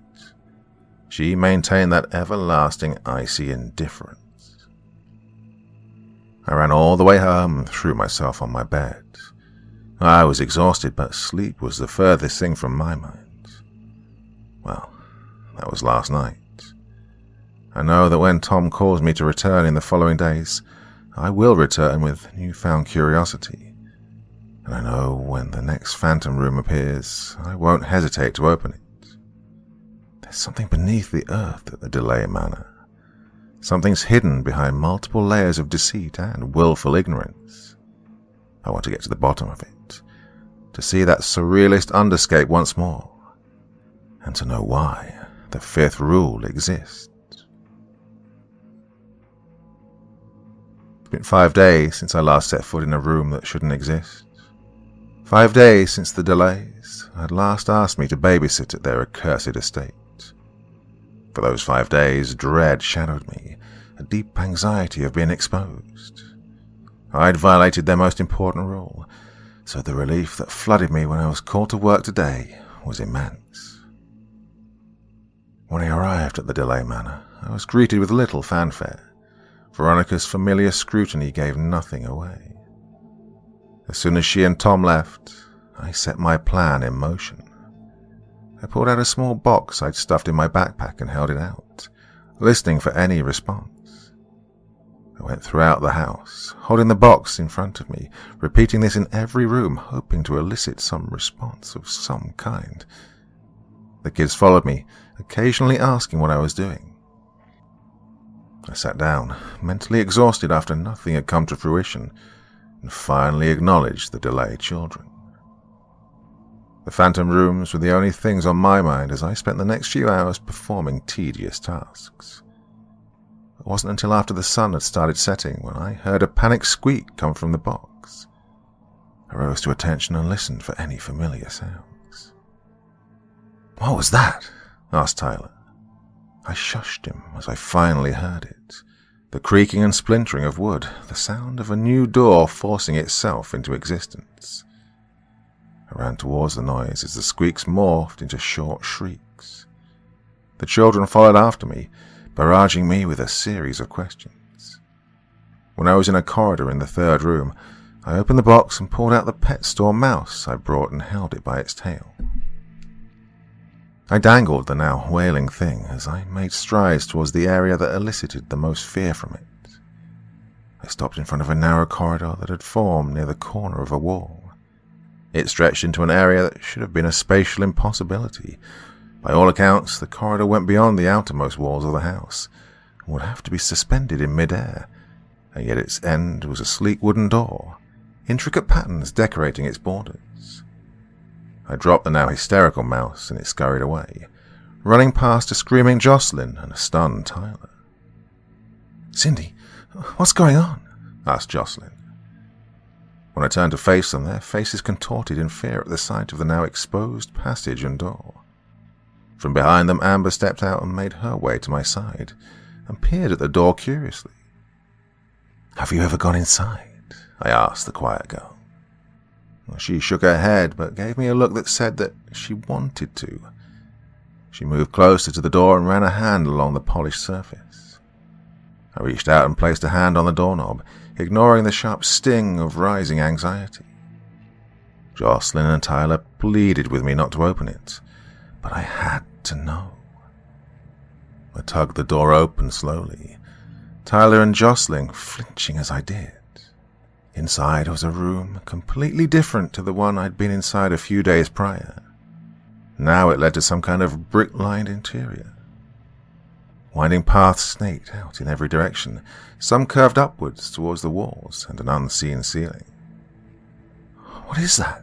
Jocelyn asked. "I don't know. Want to find out?" Tyler's eyes lit up, a sense of adventure blossoming inside the boy. Amber was already moving closer to the threshold. Jocelyn was the last one to join. Her hesitance was betrayed by a step. The promise that this would never make it to their parents' ears was made without a single word being spoken. The inside of the room was dark and dusty. A strange unease hung in the air, so thick it was nearly palpable. I propped the entrance door open with a chair. Should I see the dark centipede creature from my last visit, I would be able to escape quickly with the children. Walking deeper into the room, I saw it was illuminated by the dim glow of overhead chandeliers. They were bound together in an intricate web of tarnished silver chains. They made up a giant suspended mass, an artificial sun long dead. The dim light it gave off did little to illuminate the space directly beneath it. The rest of the room was bathed in darkness. I pulled out a flashlight from my backpack and shone it around. The room was big enough that the light didn't hit any of the other 3 walls and instead dissipated into the empty space.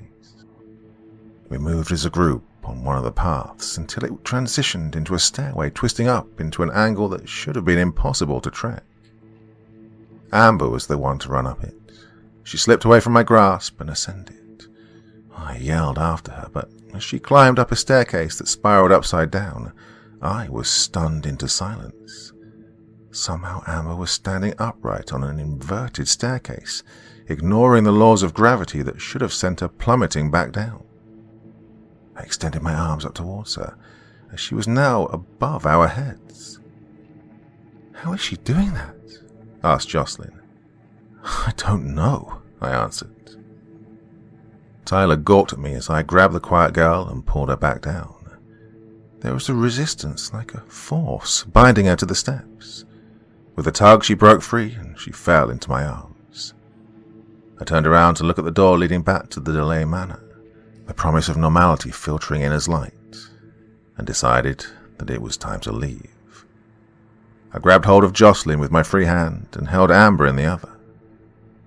"Follow me," was all I said to Tyler. No one protested as I reached the door and ushered the children through. I turned back to look into the strange world contained within this phantom room. From a corner void of light, a pair of iridescent white eyes stared back at me.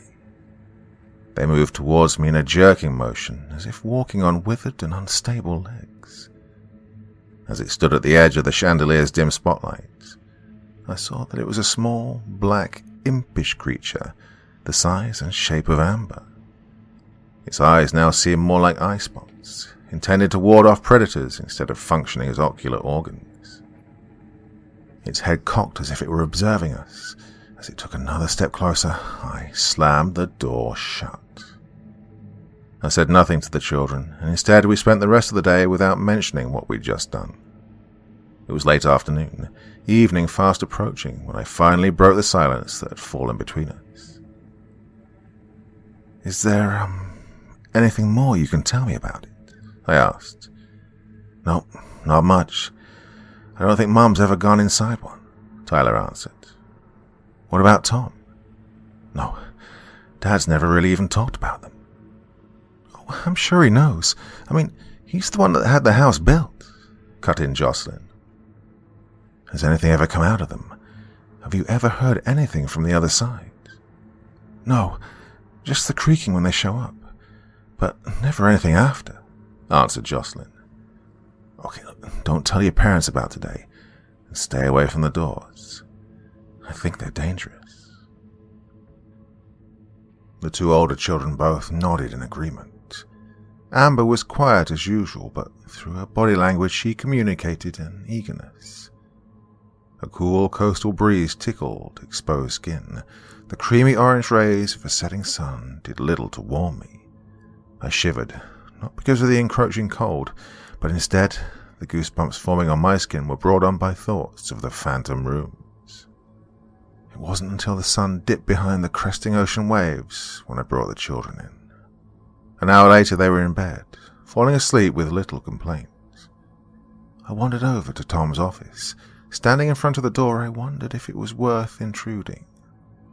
I briefly considered searching through Veronica's office to see if I could find anything revealing a hidden truth about the insanity contained within these walls, but a different force was tugging me towards Tom's working space.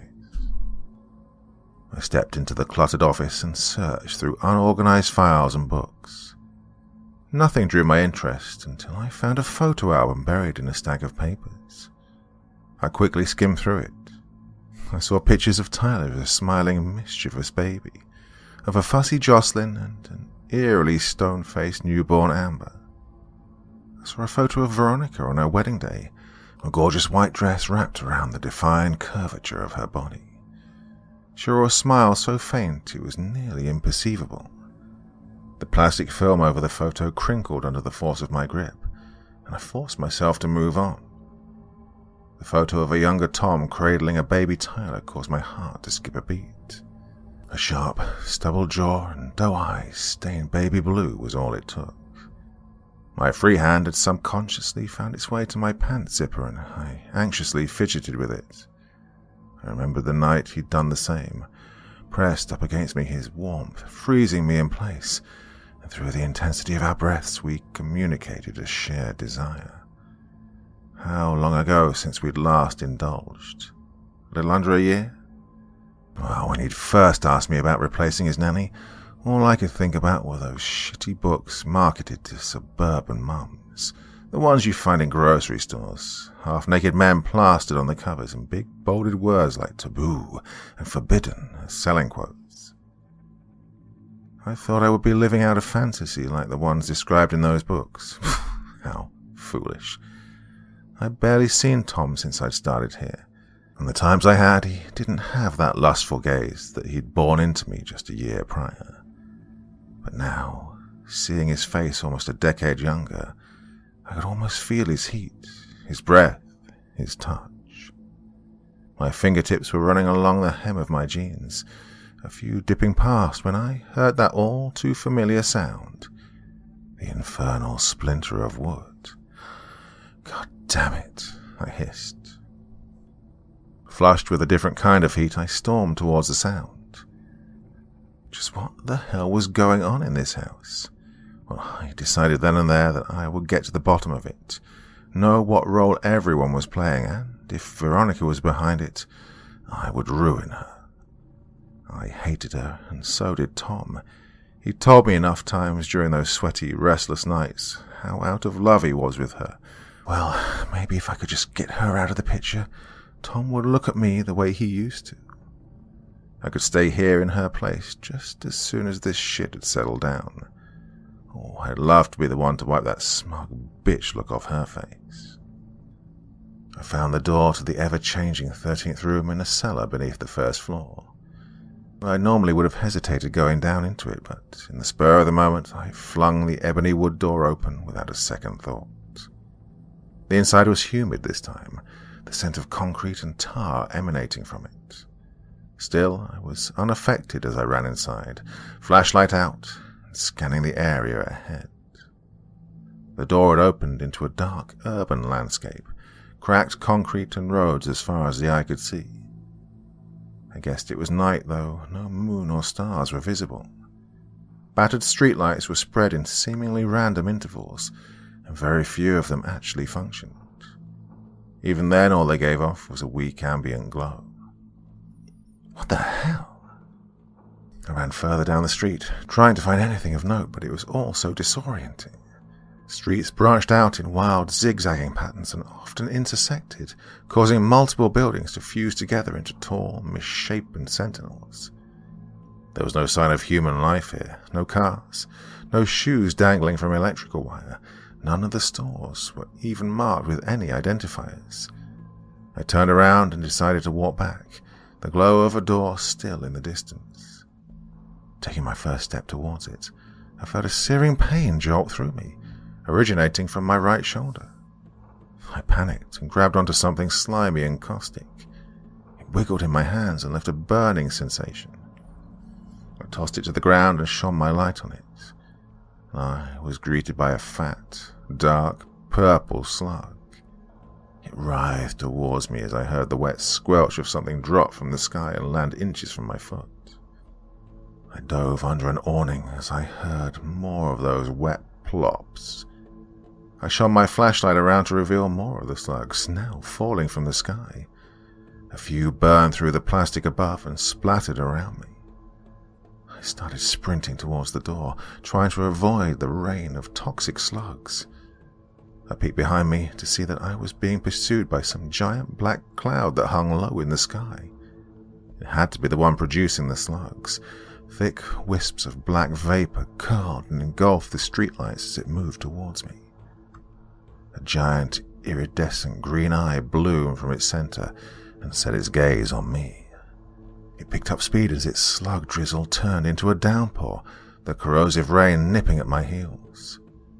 I felt two more red-hot drops land on my neck and ankle respectively before I flung myself out of the door in one last desperate attempt to outpace the black cloud. I rolled into an upright position and pivoted to slam the door shut before it could pour into the house and consume us all. The sound of the door echoed throughout the house. Oh, I barely heard it over the thundering of my own heart. My chest ached with exhaustion and my skin was left with a sharp, searing pain where the slugs had landed and left chemical burns. I searched around quickly to make sure I hadn't brought any into this world by accident, and I let myself collapse after finding none. I spent the rest of the night treating my injuries and trying to calm my nerves. To hell with this house. Whatever the rooms were, they always contained horrors. Oh, there was no denying it now. An evil lurked here, built into the very foundations of the house. Somehow this house had become linked to the malice of another world or worlds. And I decided then and there that I would wipe my hands clean of this. I sat around in ill-contained unease, waiting for the delays to arrive. When they finally did, I tried to leave as quickly as possible, planning to quit later over text. But Tom caught me by the wrist. I tried twisting away from him, but he held firm. "Is there something wrong? You look scared half to death." "It's nothing. I just want to go home. I need to work on a project that's due soon," I lied. "Okay, but if anything's wrong, just know I'm here if you need to talk." Tom said it in as calm a voice as possible, but his eyes were frenzied.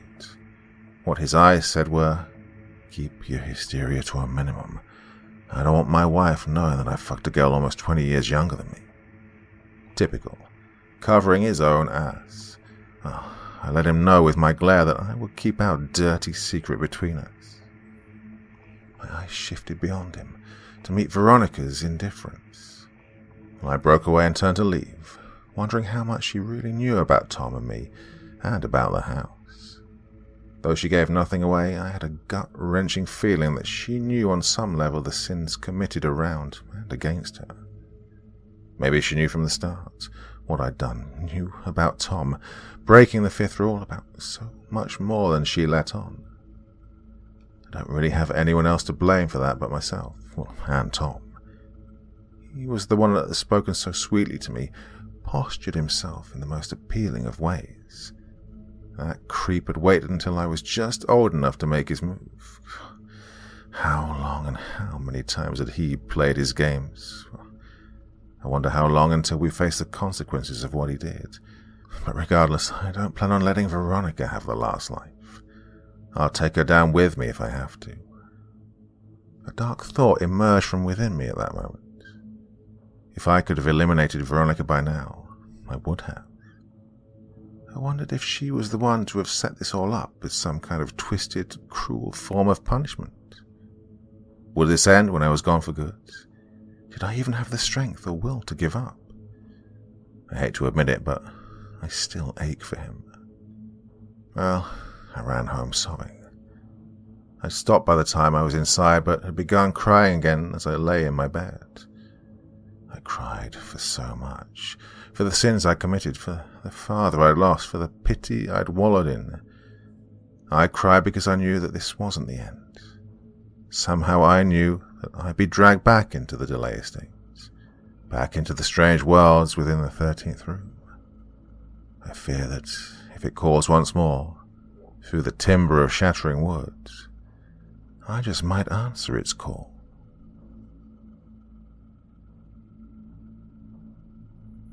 Case 6.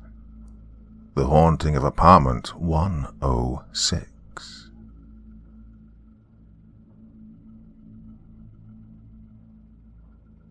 The Haunting of Apartment 106. Sometimes I hear it scuttling in the shadows or behind the walls. I rarely witness it, but when I do, it's always a blur that disappears into the shadows, and it never happens when I expect it to. I know I sound off my rocker, but there's a monster that lives in my apartment.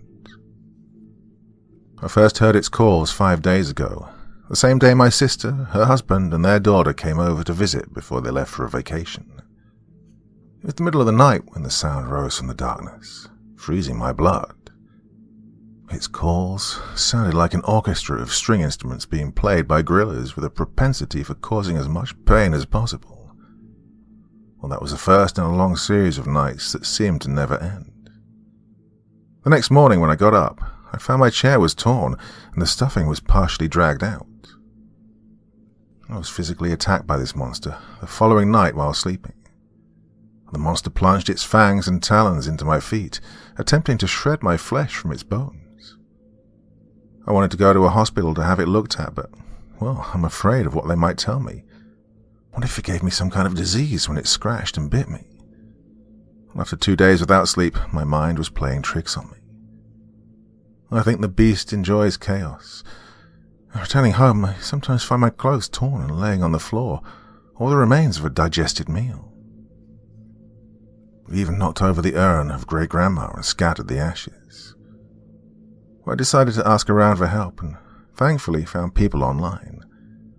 Unfortunately, since I'd not seen this beast and couldn't give a description, they couldn't tell me exactly what I'd need, but they did recommend that I buy books of wards and rituals. In a New Age shop, I loaded up with everything from charms to Christian crosses in the silver and gold variety, since one may work better than the other.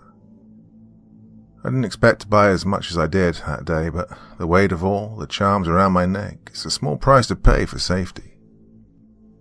People online also recommended that I purchase incense and sage to purge this beast.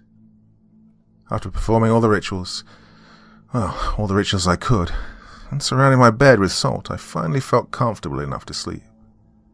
As soon as my head hit the pillow, I was out of it.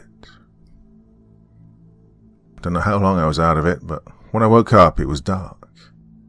That isn't what woke me, though. No. There was something laying on top of my hip. Its tail was twitching back and forth, slapping my leg, but I was too afraid to move. When my alarm clock went off, the beast ran away. It was the first time I was thankful for having an alarm clock, if I'm being honest. When I went to the kitchen, I saw some more of the creature's destruction.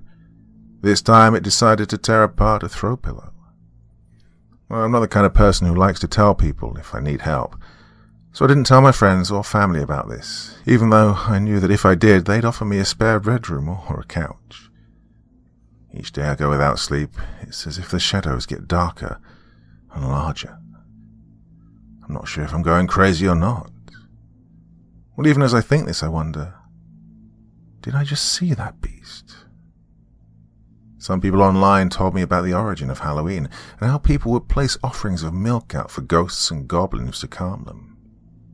They recommended that I do the same thing. I set a small bowl of milk out and ran out to buy offerings of meat at the store. When I returned, I saw that the milk had been drunk, so I put out a piece of bologna. I looked away for only a moment, but when I looked back, the meat was gone. But these offerings are only a band-aid. I need to identify this monster if I'm to have any chance of being free of it. The following night, my blood ran cold when I heard the monster in the walls between my bed and my neighbor's apartment. On the other side of the wall is an old woman who lives all by herself. I should have got up and run to her rescue, but at that moment, I was a coward and didn't do anything except cover my head and drown out the sounds with tuneless humming. I rearmed all the traps I'd set up the next morning and cried because of how useless these traps are and how helpless I feel. It's at this point where I get more glances of the creature. A tuft of hair here, a tail there. Seeing all this, I wish I was never born. God, I can't do this for much longer. I'm not a religious person, and I was reluctant to ask a priest for help. However, at this point, I've no other option. He said the church no longer does exorcisms, that demons are a way to explain the evils in the world and not to be taken literally. When I insist that I'm living with some sort of entity, he recommends prayer. Well, I caused a bit of a scene when he said this, and I stormed off. My friends started to notice how much I've changed and how I'm isolating myself, so when they reached out to me, I told them everything was fine because I don't want to bother them with my burden. And as I speak to one of them, I take my time bringing up the possibility of borrowing his gun so I could go duck hunting. Thankfully, he believed me. I don't like being dishonest, but I don't see another way out of this situation. If the tables were reversed and he were to tell me about a monster, God, I wouldn't believe him. That night I didn't try to sleep. I sat in my bed with the loaded weapon and waited for the monster to show itself. The moment it rears its ugly head, I was going to end its life, or die trying. Hours pass. I think I might have nodded off with a gun in my lap. I wake up suddenly and raise the gun to the door, where I thought the beast might appear. I cocked the gun, putting a shell in the chamber, while at the same time ejecting the one I forgot was already in there. As I pan the gun left and right, waiting for my eyes to adjust, I look for any movement. After a few moments, I see the wards on the floor made out of salt, and they've been spread all over. Well, I really shouldn't be surprised. The wars offered me no help, and yet, why should I expect things to be different now? Feeling pressure on my bladder, I dread getting out of bed when it's dark. Under the bed, the monster could wait for me to put my foot on the floor. God, I feel like a child all over again, scared of the dark, scared of monsters. In truth, I'm afraid of everything. After a silent prayer, I jump off the bed, and as soon as my foot touches the ground, I sprint to the bathroom and shut the door. Unfortunately, I didn't bring the gun with me. Deciding to sit on the cold toilet instead of standing up to urinate, I consider sleeping here with the door shut. Before I know it, I'm asleep once again. I woke up to the sound of loud and rapid scratching. In that tiny gap between the door and the floor, I see a white claw reaching out towards me. Needle-like claws extended and excitedly scrape the floor as if it's trying to pull the door, and me, towards its waiting maw.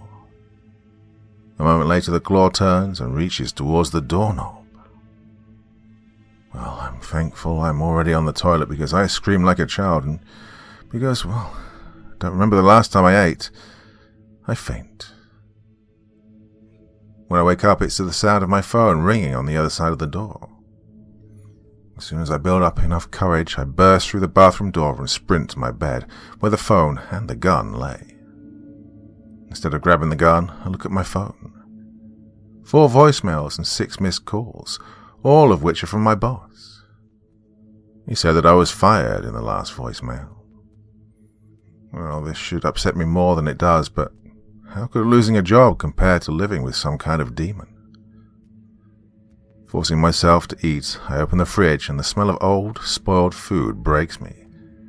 I cry harder than I ever have in my life. God, babies don't cry this much. The anticipation of being attacked was almost worse than actually being attacked. So I shout, challenging the beast to reveal itself as my knuckles turn white around the gun. I position a chair in the corner so I can see more of my house, and I wait for the monster. Outside, I hear people going about their day. I hear birds chirp, cars start, and in the distance I hear a school bell ring, indicating that the students are about to go home. God, everyone else gets to feel normal. So again, I cry. There was a moment I thought I heard a woman screaming in the hallway outside, but it ended up being one of those happy screams. So I cry yet again. The only time I move from that chair is when I go to turn on the lights just before it gets dark. After all, I need to see the monster in order to shoot it. If the monster survives the blast, it'd kill me. If that's the case, at least this nightmare will be over, and I'll finally be able to sleep. Weighing the pros and cons of living, as well as the gun in my hand, I made a decision and put the barrel of the gun in my mouth. Slowly, I apply pressure to the trigger, knowing that at any time this thing will go off and my suffering will be over. I think about the poor bastard who'd have to clean this mess for a second, but quickly set that thought aside. As soon as I shoot, that would not be my problem. I add more pressure to the trigger with the business end of the gun in my mouth. My lips tighten on the barrel, and I cry more, my finger not easing the tension on the trigger. And that was when the phone rang. I pull the barrel out of my mouth on the third ring to see who's calling me. Wiping tears from my eyes, I pick up the phone and see it's my sister who's just come back from her vacation. Well, she's the one person who could talk me off of this cliff. Hello? I answer as calmly as I can muster. Hey, I'm coming over. I'll be there in 5 minutes, she says. What? Why? I ask, surprised. Well, I'm picking up my cat today.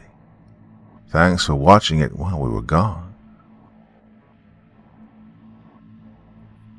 Case 7. The traveling cemetery is in town.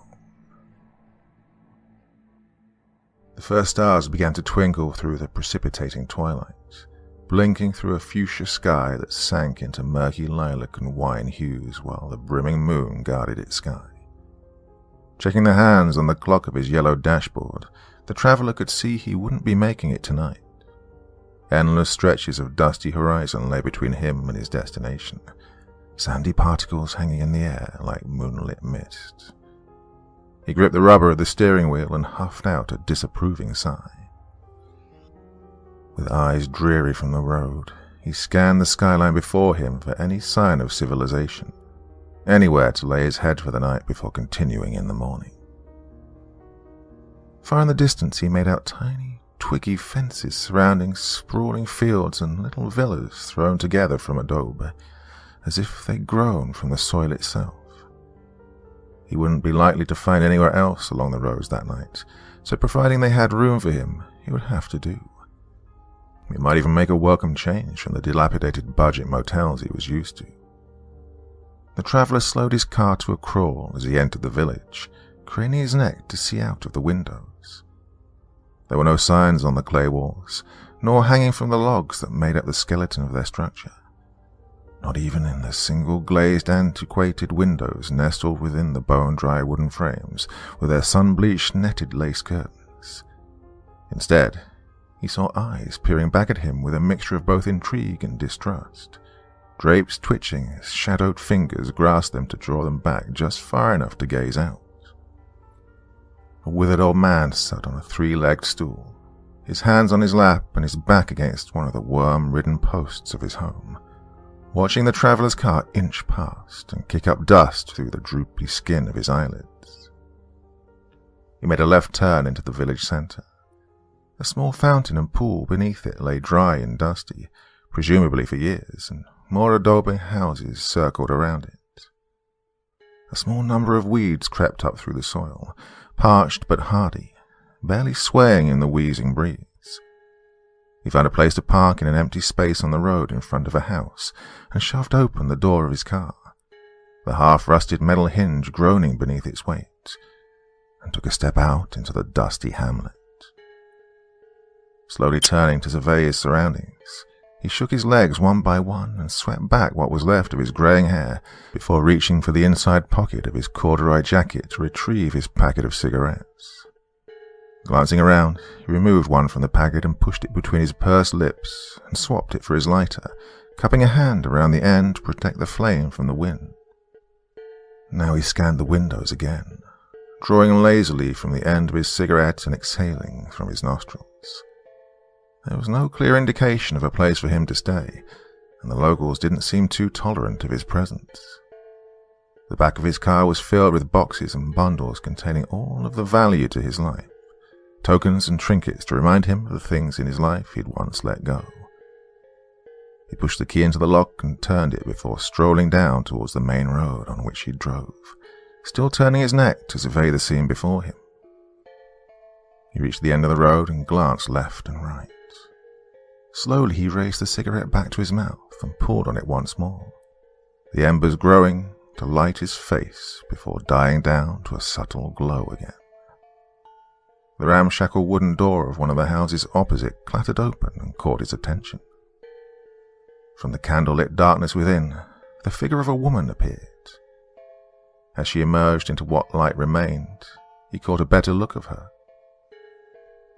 Clad in a blood-soaked linen apron, with the carcass of a chicken in one hand and a cleaver in the other. He could make out her crinkled skin and sagging jowls, her sunken eyes and drooping neck. She raised her head as she made eye contact with him in an upwards nod, inviting him over. Curious, he made his way over the road, checking both ways before crossing. There was no traffic, nor would there be any that night. His upbringing in the city was ingrained into his being, even here. "Outsider, why do you come here?" She smiled.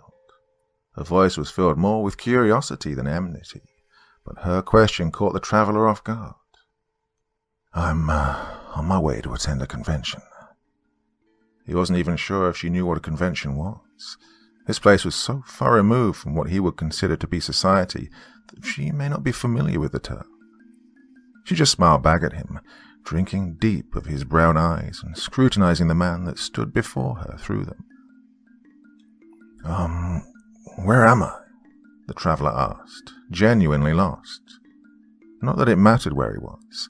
He knew he was on the right road, but he hadn't taken the time to familiarize himself with every little town on the map. "You're here," she cackled. What few rotten yellow teeth remained in her mouth hung delicately in her gums. She motioned to the houses around her. "You're here," she repeated happily. The traveler was unnerved slightly and took cautious glances at the cleaver trapped between her calloused fingers. If she was making a joke, it wasn't landing with him.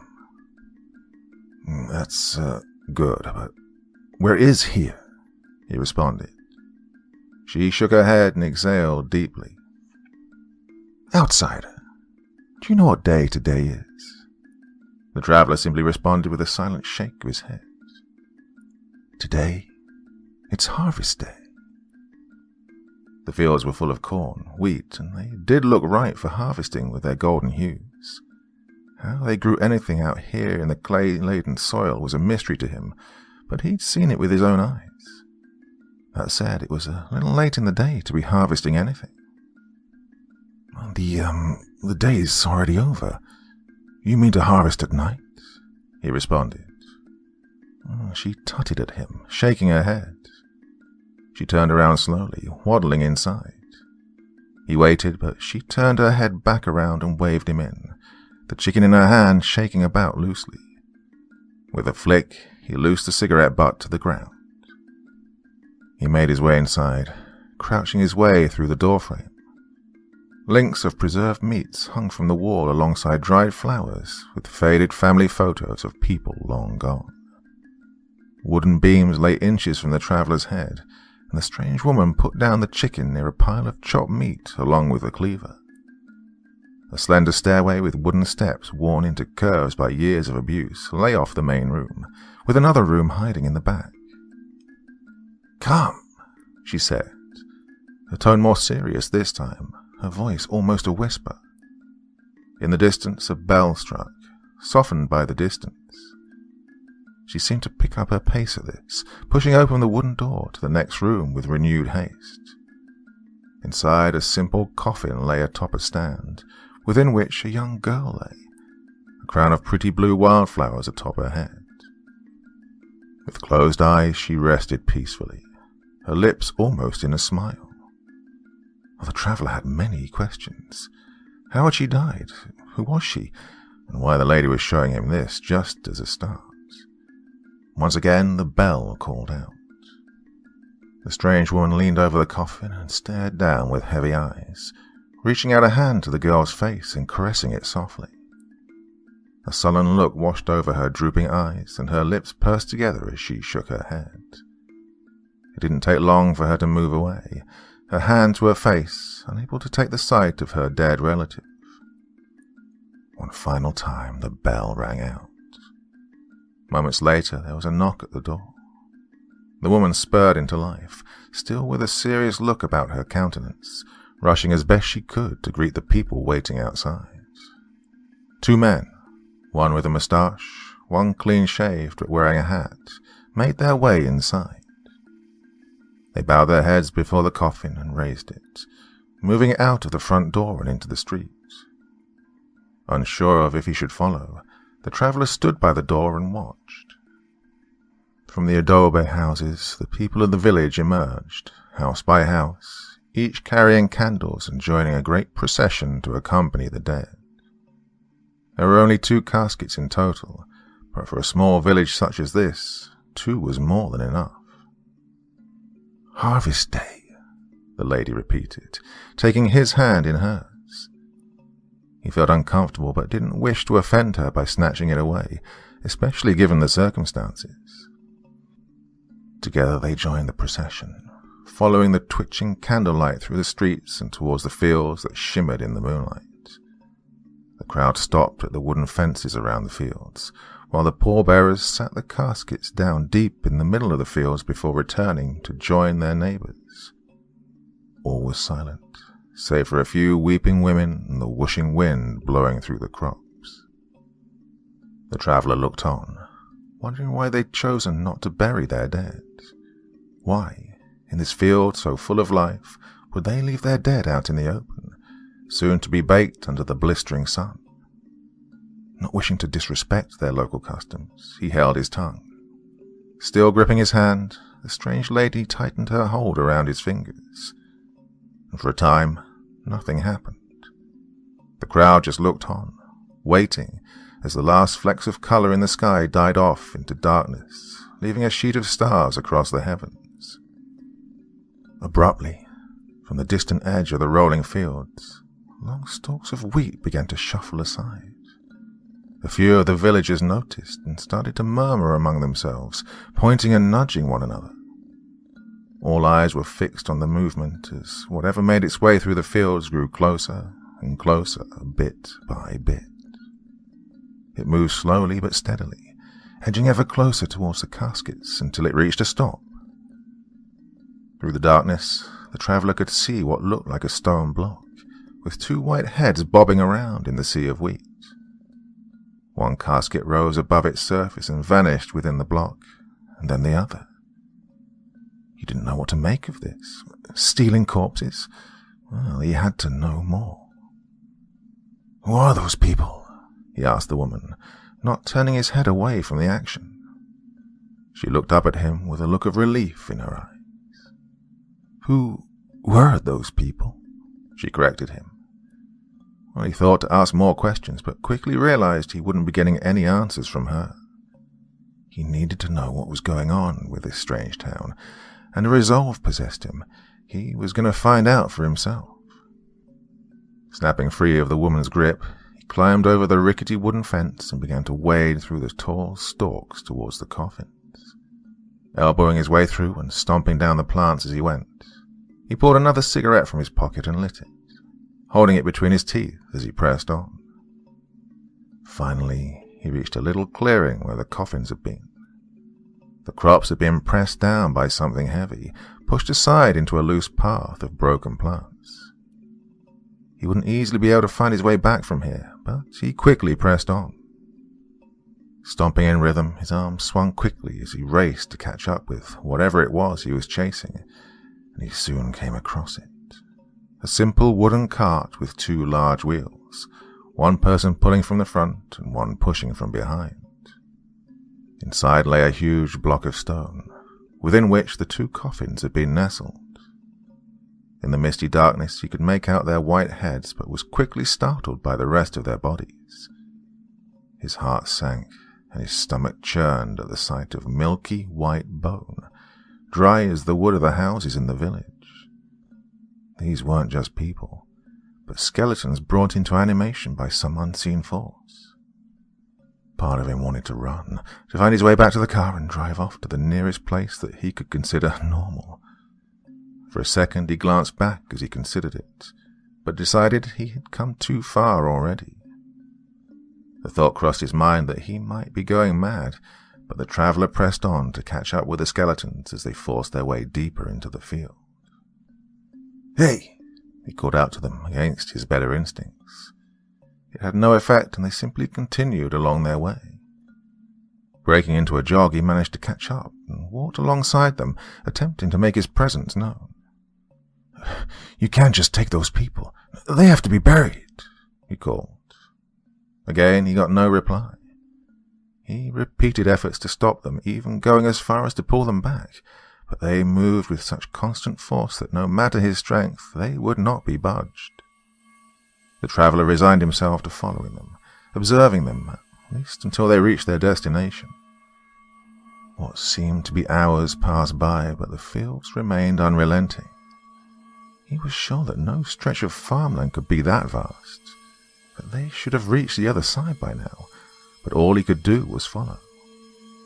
Eventually the living bones started taking turns through the seemingly endless crops, what seemed to him to be completely arbitrary lefts and rights to which he paid no notice. Finally the crops began to recede, thinning out and revealing colossal stone walls behind them that towered above him. Within each block of stone was space for a number of coffins, all of which were filled. As the three of them made their way through the soaring maze of burial blocks, they passed more skeletal workers, busying themselves arranging and rearranging the blocks, moving the coffins, toiling at tasks that seemed to serve no purpose intelligible to the traveller. At last, the skeletons stopped. A gap in a wall needed to be filled, and so they dropped the cart and began sliding out their block with the utmost care before raising it up atop another. He thought the weight might crush them, and instinctively jerked into action to help, but he reminded himself just to observe. He lit another smoke and puffed away as he watched, puzzled. Once the workers had placed the block, he took a moment to reflect on the girl that he'd seen laying there in the coffin, and took the opportunity to scan the rest of them. He assumed that they were all full, or at least had been at one point. One of the two skeletons he'd followed in took control of the cart and began to pull it away, while the other walked off in the opposite direction. They made no contact with one another, only seeking to go about their business. This was his first inkling that he was well and truly lost. Thinking quickly, he decided to hop in the back of the cart and let the skeleton take him for a ride. Hopefully, he thought, he'd arrive back in the village field. He rested his head back on his hands as he stared up at the stars through the puffs of smoke on his breath, between the towering blocks of stone and coffins. It had been long enough now that he'd grown tired. His eyes drooped and his whole body felt heavy. And a groan from his stomach reminded him that he needed to leave this forsaken place.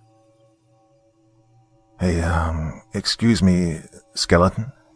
He spoke up again, only to be ignored. He called out to a few more of the walking bones that passed, but none of them answered his call. The cart stopped moving in a crossroads of the grey blocks, and the skeleton at its helm walked away, blending in with the rest of the workers as they scurried about their business. Before he knew it, he'd lost track of the one he'd been following. Dread finally caught up with him, and a tingle ran through his spine, swelling through every fibre of his muscle, and fizzed up to his skin, sending the hairs on his body standing on end. He stared down all four paths as skeletons clattered around him, one knocking him over without even noticing he was there. "Help!" he asked them, glancing from face to bony face as they glided expressionlessly past him. "Help!" he called again, louder, hoping that anyone would hear him. Getting to his feet, he fought away tears, trembling as he decided to clamber his way atop the stone cubes. Using what little strength he had left, he made his way up and stared around, trying to get his bearings. Before him the maze stretched on beyond the darkness, through mist and haze in every direction. As he plotted a path, the blocks continued to move, the maze shifting and twisting before his eyes. Exasperated, he lay down atop the blocks and stared back up into the stars before closing his eyes to formulate a plan. By the time he opened his eyes, it was morning. He took a long look out around the misty horizon and spied in the distance a sea of shimmering wheat through the haze. It was a long way out still, so far it might take him all day to walk, but at least he had a direction in mind. Scrambling his way down the blocks, he managed to catch a lift on another cart, jumping out as soon as it changed direction away from where he was headed. His eyes could no longer focus, and his feet burned, but he still pressed on. Making his way through the shifting blocks and avoiding the stampeding skeletons, he finally found himself stepping into the fields, the crops thickening around him, followed by a skeleton with a cart. Well, he wasn't out of the woods yet, but at least he was out of that place. The sun had started to set, but he knew he must press on quickly, at least until he found a road, a town, a house, a farm, anything. He needed food, water, nicotine, a living person. He didn't look back, focusing solely on reaching the end of the field. For what seemed like forever, he pushed aside stalks and forged his way onwards, filled with a renewed vigor as hope fueled him. Once more the stars twinkled above him, but he knew what he must do. He stopped upon reaching a small clearing where the wheat had been pressed down by a long wooden box that lay before him. He stared down at it, early moonlight shimmering on the metal decorations hammered into it. A coffin. He reached his hands down to the brass handles and cautiously lifted it up from one side. He hadn't realized he was still being followed by the skeleton, but it took the other side, and together they lifted it into the empty recess within the stone block. He stared out above the surface of the sea and finally glimpsed the village there, little wisps of smoke puffing from chimneys in the distance. He turned to the cart and lifted it, the other skeleton pushing from behind. They had to get back to work.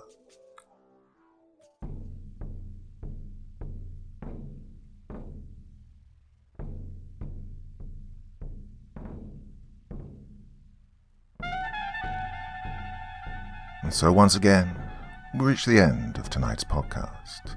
My thanks as always to the authors of those wonderful stories, and to you for taking the time to listen. Now, I'd ask one small favor of you. Wherever you get your podcast from, please write a few nice words and leave a 5-star review, as it really helps the podcast. That's it for this week, but I'll be back again same time, same place, and I do so hope you'll join me once more. Until next time, sweet dreams and bye-bye.